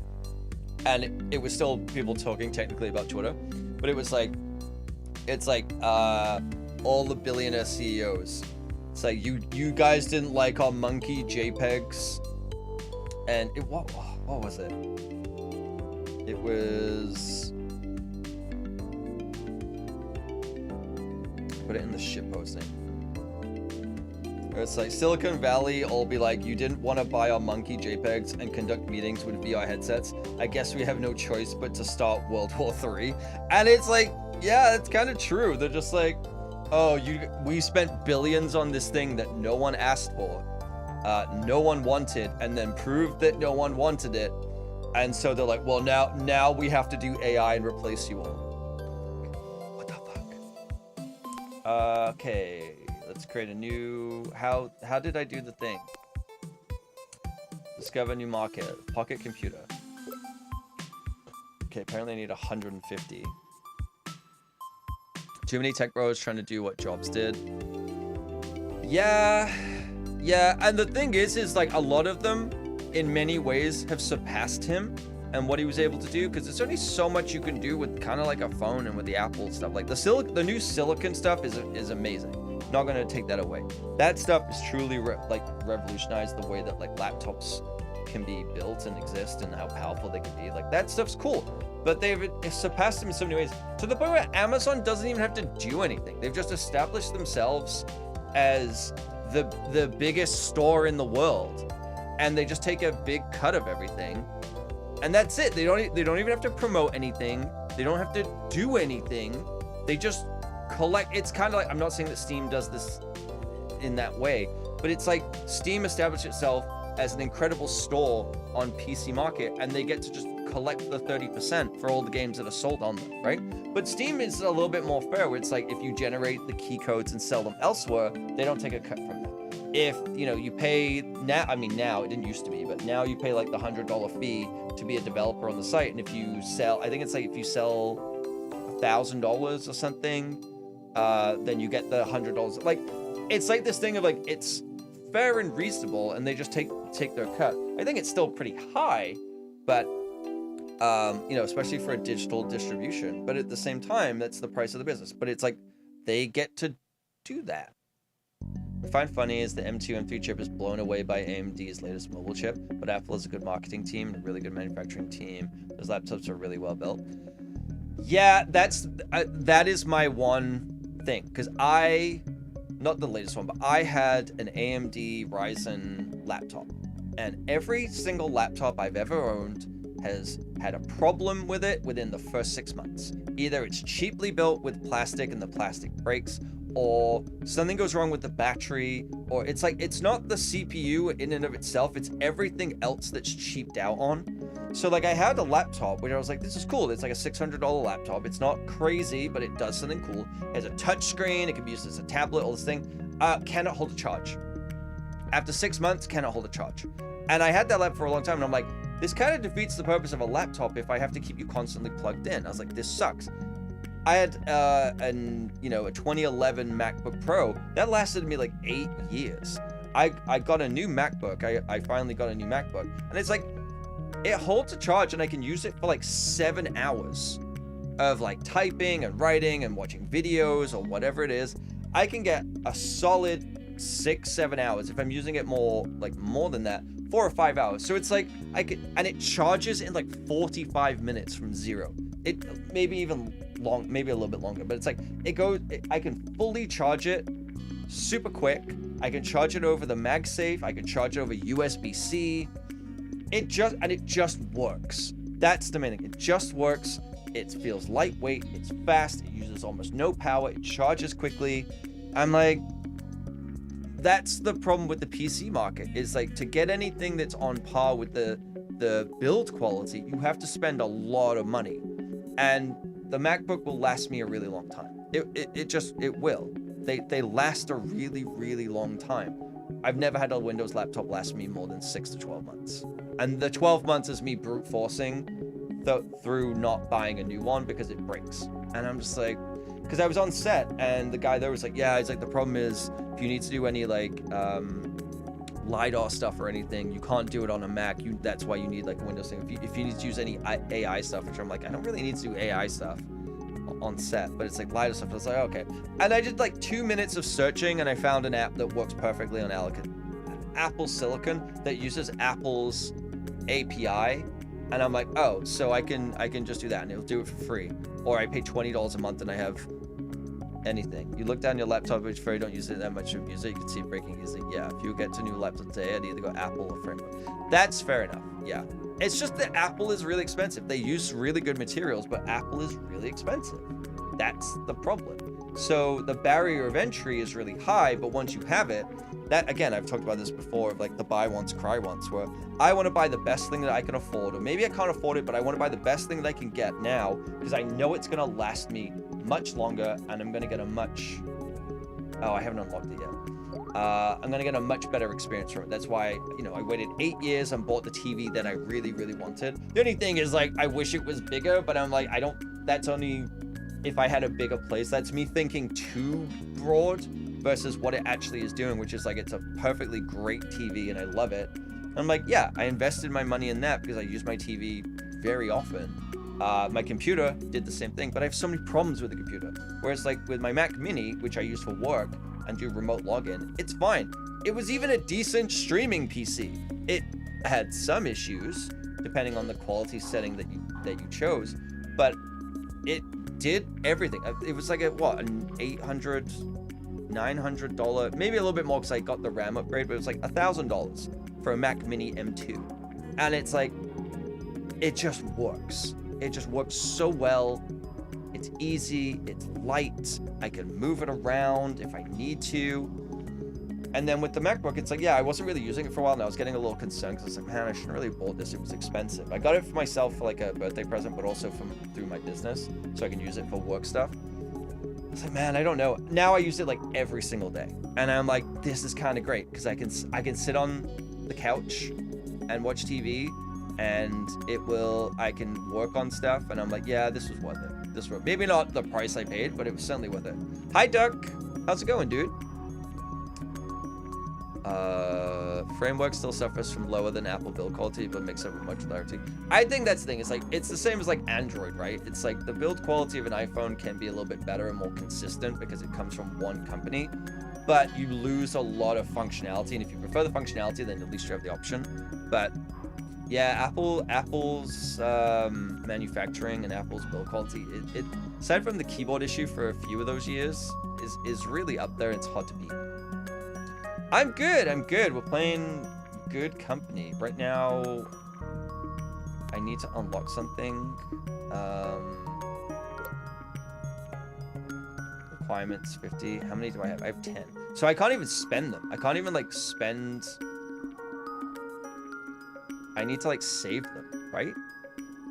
Oh, or if I progress, it will give me more. Okay, now I have 70. All right.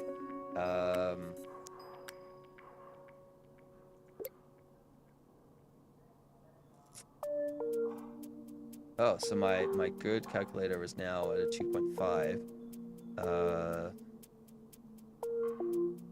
Estimated cost. Okay, so we're actually. There we go. I don't care about this one. Cassette player. That's still doing okay. We'll leave that for a while.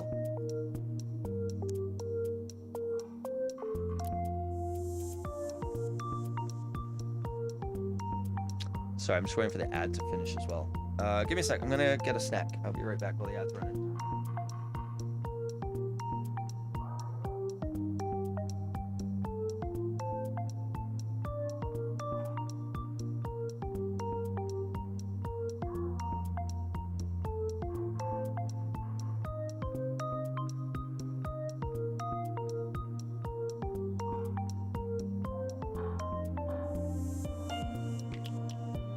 Just in time. I'll leave it this up.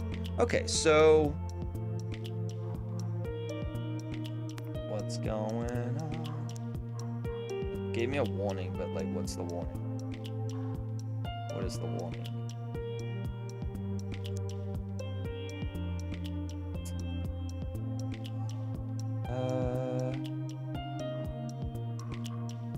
I'm going to.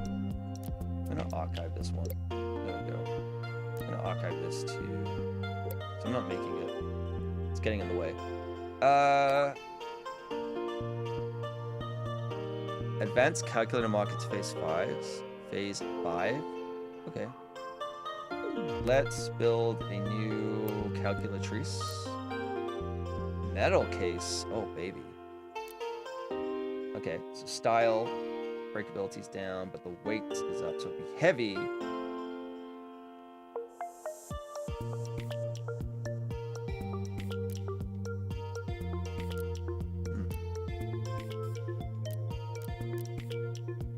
That requires a lot. So let's go with this. Let's create a product. We'll go with Stretch Tech. We'll put a, I think I'm already making these, so we'll put a mono speaker in. There we go. Let's go with screen. We'll go with the LED array. Market appeals minus 2.5. What?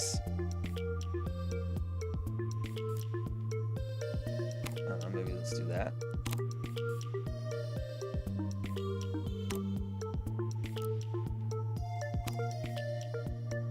Okay.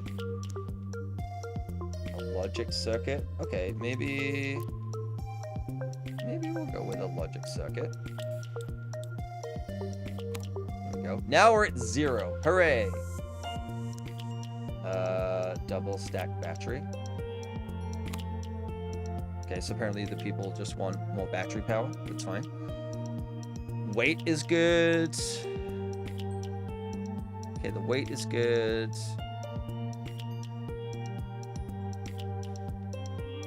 Oh my god, the price is so high. Let's get rid of this.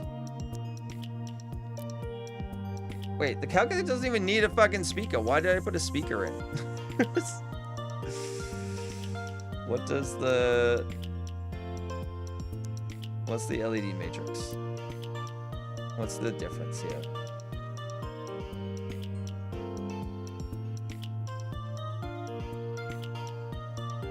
Okay, maybe we can. Yeah, okay, let's do that. Let's do that. It's a little bit more, but why not? All dressed chips? Absolutely not. Oh, absolutely not. Grotesque. Get out of here. That nonsense. Alright. So... Let's build another... Okay, so I could buy another building as well. What's the price? Buy building, $20,000. Let's do it. Alright, cool. So we're gonna buy another building. We're gonna put a pallet in. Let's just go with one for now. And then we're gonna put a...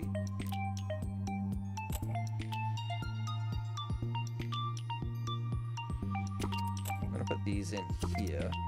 You're gonna make this. Okay. So we already, like, gotta make more stuff than we needed to anyway. So what does that take? That takes chemicals. Okay.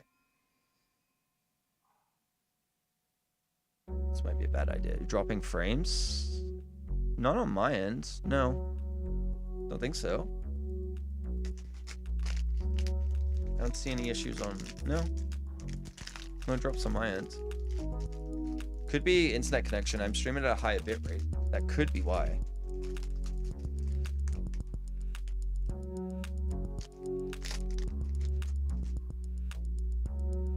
Could be. Twitch has been a little buggy recently where I'm getting a lot of buffering. The video players are like crashing a little bit more, and chat keeps disconnecting. So I'm also streaming at 8,000, which I can because I have transcodes, but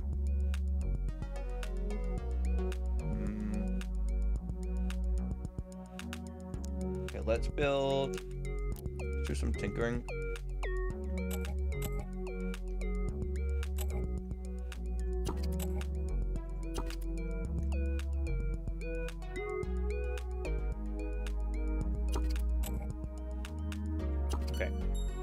So, we need to make what? So, hang on.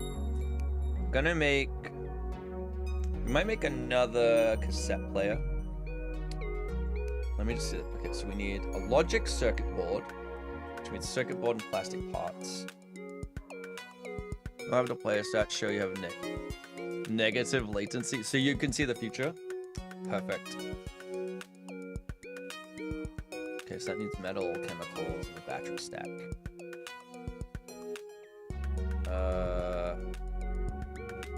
Let's just build these over here.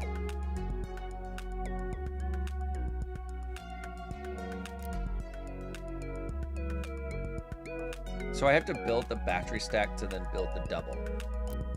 Yeah. Okay. So we're gonna build you. This we're gonna get some plastic. Add some of this. We're gonna add some metal. We need some wood. And I guess we'll get that just for some good measure too. And then we'll put some storage in. It'll be fine. Latency to broadcaster. Yep, that's minus on about. Yep. How? That's so much. That's. So that means that you're seeing what, like a day? No, not a day, like 9 hours into the future. Something like that. I don't know. Actually, that might be more than a day. 10,500 seconds. Yeah, that's a decent amount. Almost 3 hours. There we go. That's a good timeout amount for people. God. Downside of like not having a bigger channel anymore, I don't get to time people out as much. I'm really disappointed. There's something so schadenfreude and predict end of stream. Yeah, you already know 3 hours now. There's like an element where it's like sometimes you just get some dick in your channel. You're just like, I'm good. Like just get rid of them. Self timeout. Bye. Wait, did it not work? Ah, it didn't work. Okay, hang on. I think StreamerBot must have Oh, is it because of VPOP? No. One sec. That should have worked. Where is StreamerBot?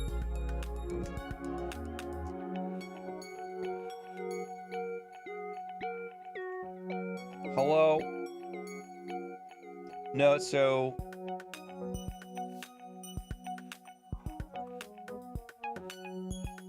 Self timeout? It should have worked. Audio worked. It should have worked. I have it set up. It's all connected.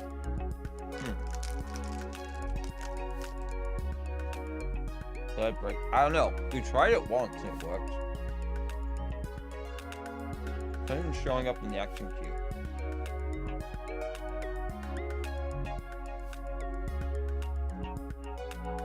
How do I do this?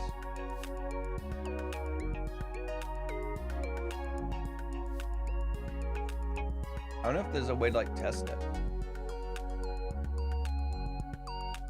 Can I try it? Yeah.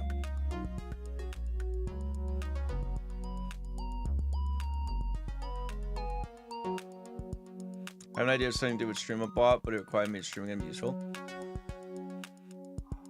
Yeah, it's like not.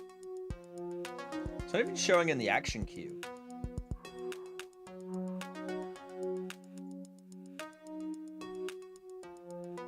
Or like the history.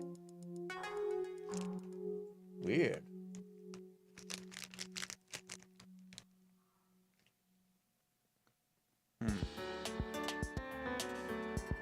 I don't know, maybe I broke it. The one that times me out works. I know that. But like, there should be...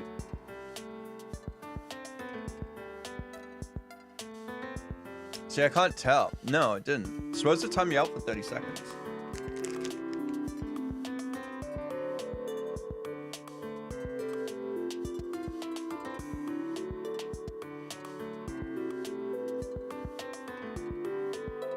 Weird.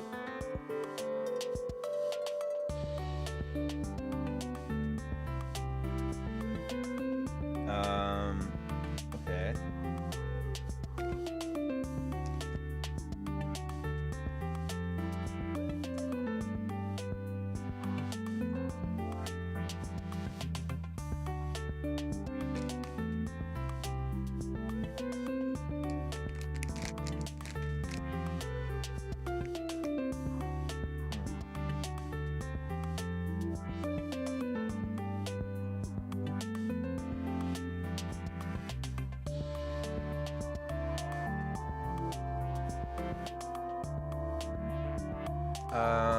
Hang on. How do I redeem?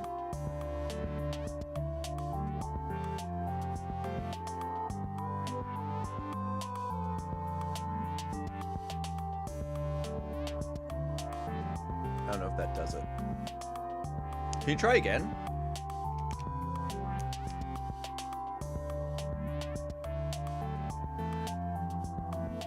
Yeah, I refunded it because it didn't work.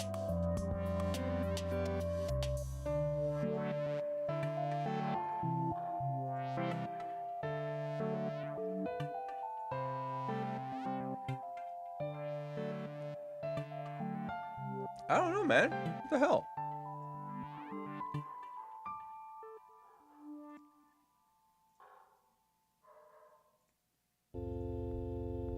That's so weird. It's active. It's running.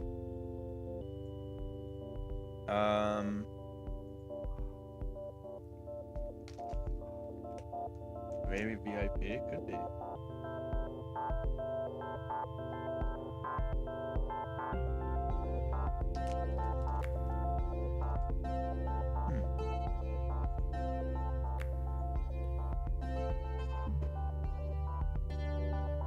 Try now. And I'll redeem if it doesn't work. Sorry. VIPs are meant to change channel moderation settings, so they're still a bit moderate. Yeah.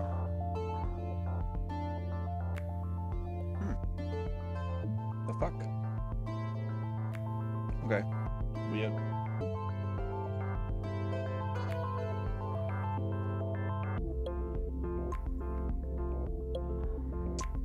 So I move.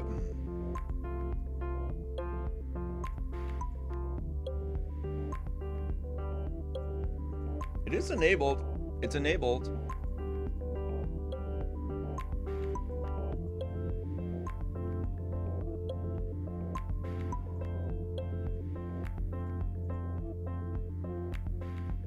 Yeah, I don't know. I set something up on the Stream Deck where I can pause them all, but it seems to be the opposite way around. So very bizarre. Very, very bizarre. Yeah. Let's try and fix that later. There we go. Man, this KVM switch is great. Okay, so that's making batteries. So we'll have 2 of those.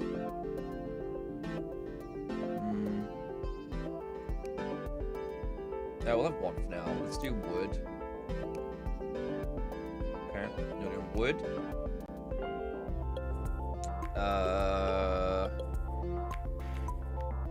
What else does this need? Circuit board. Okay.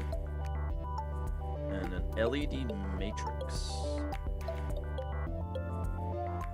Alright, let's start with that.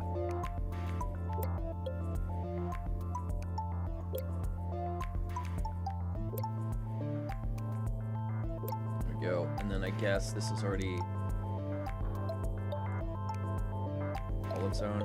There we go. We'll add some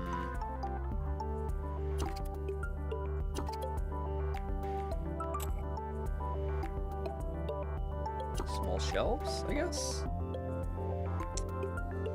See how we get on with this. I don't know how well this is gonna work.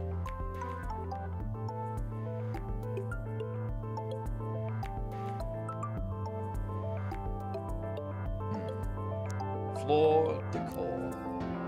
Fleur de care.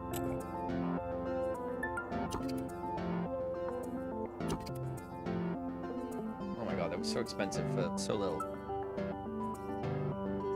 are we doing on this? We are way off.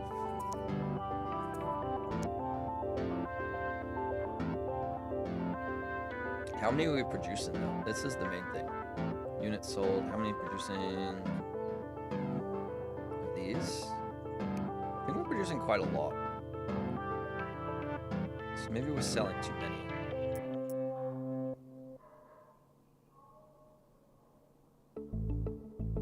So what this is... Okay, so that makes 1 every 2. Okay, so we're only making 6, 12... Yeah, we're making 1 too many. That's okay. That's okay. Alright. This is not a very efficient workflow over here, but I also need a new Tinker table, Soldier Spy, to make the double-ended battery stack. There we go. Okay, and then I'm gonna put another little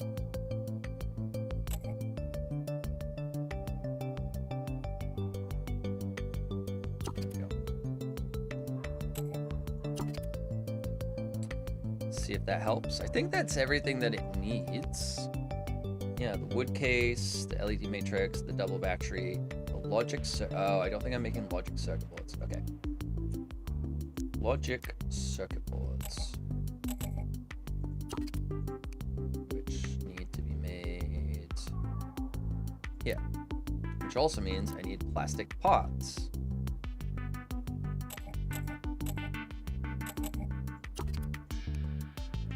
Go.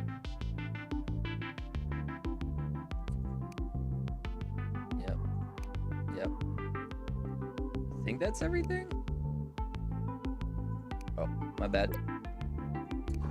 My bad. Yeah, it's so weird. It's post-stream, but it's also like, I need to test it on stream. Yeah.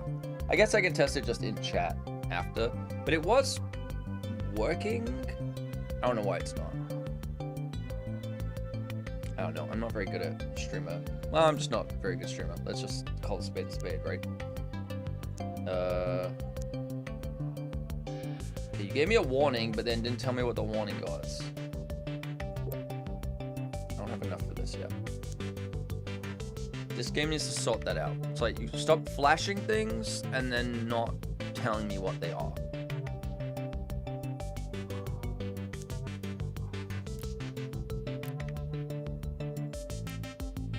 Okay, we could sell. Are we making any of these yet? All right, we're not even. There we go. And that should be set. Yeah, that should be set to sell. All right, cool. Everything's kind of moving. Oh, you know what I could do? Smart is I could just put a little. There we go. Made a little corner unit. There we go. More space. Easy, easy, easy. Can't upgrade these because everyone locked it. Oh my god. Oh my god. And you're doing the thing. Just nice. I'm not gonna lie, I just want to get to at least number 2. That's my goal. That's my entire goal. Is to just get to number 2 of the trophies.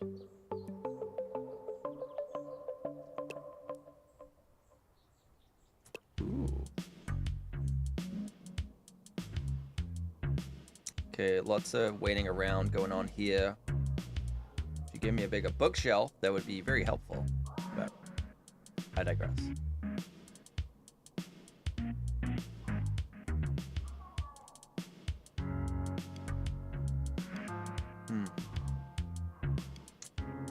How we doing?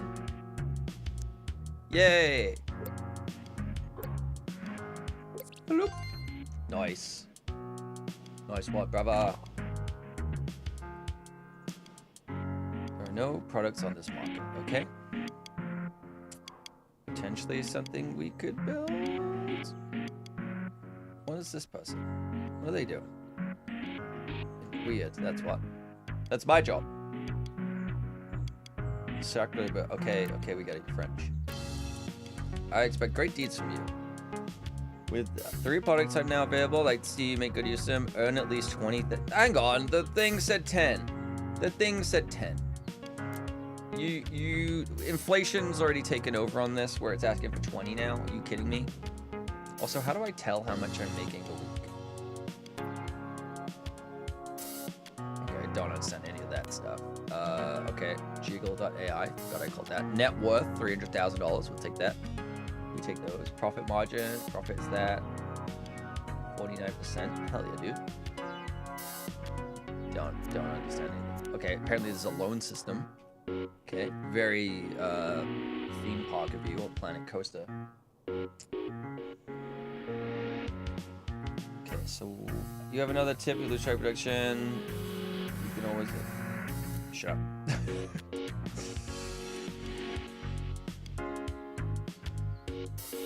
Okay. How is increase your profit 10,000? One of the stipulations is make 20,000. That. Huh? How was one of the stipulations to make 10,000 to make 20,000? That doesn't make any sense. Valon, that doesn't make any frickin' sense. God damn.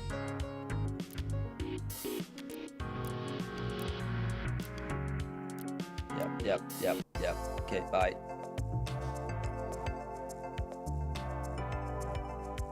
Ooh, a beach level. Go on the beach.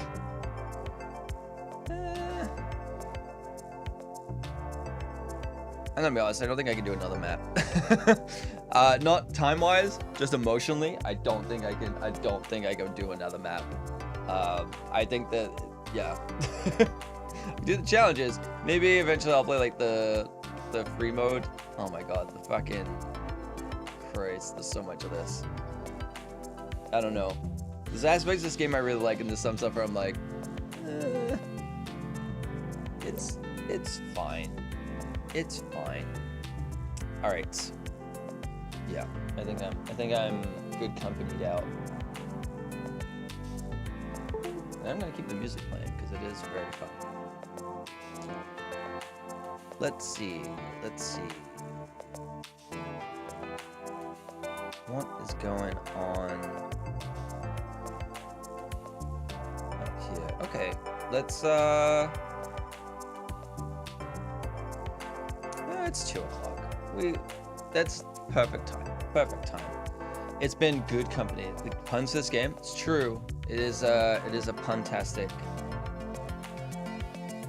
game, that is for sure. Alright. It's long. Oh, that was loud. Okay, we're gonna go and raid Ashley Villas, aka Winter 13, who's doing an art stream. I don't know how long they're gonna be alive for, but not alive, live. Hopefully they're alive for a long time. I don't know, but they're doing an art stream. Let's do something different. Go say hello to an art stream. I know we've raided Carson before, so let's go say hi to. Let's go say hi to Ashley. So, yeah.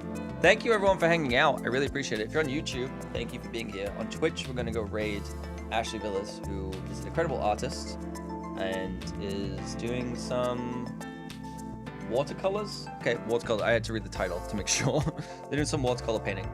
I think I'm going to be back tomorrow. The stream schedule usually is tomorrow. I don't know what time. Possibly in the day. But I'll let you know. It just depends on some other stuff I got going on. There's a lot of stuff happening tomorrow with job-related things, so I don't want to be ignoring my phone if I have to jump on a call or anything, or like there's stuff that I need to figure out. So I'll play it by ear in the morning and let you know in Discord. But if I am going live in the day, it'll probably be around like 11 a.m. It's usually what I've been aiming for in the week. But yeah, we'll see what happens. I'll keep you posted.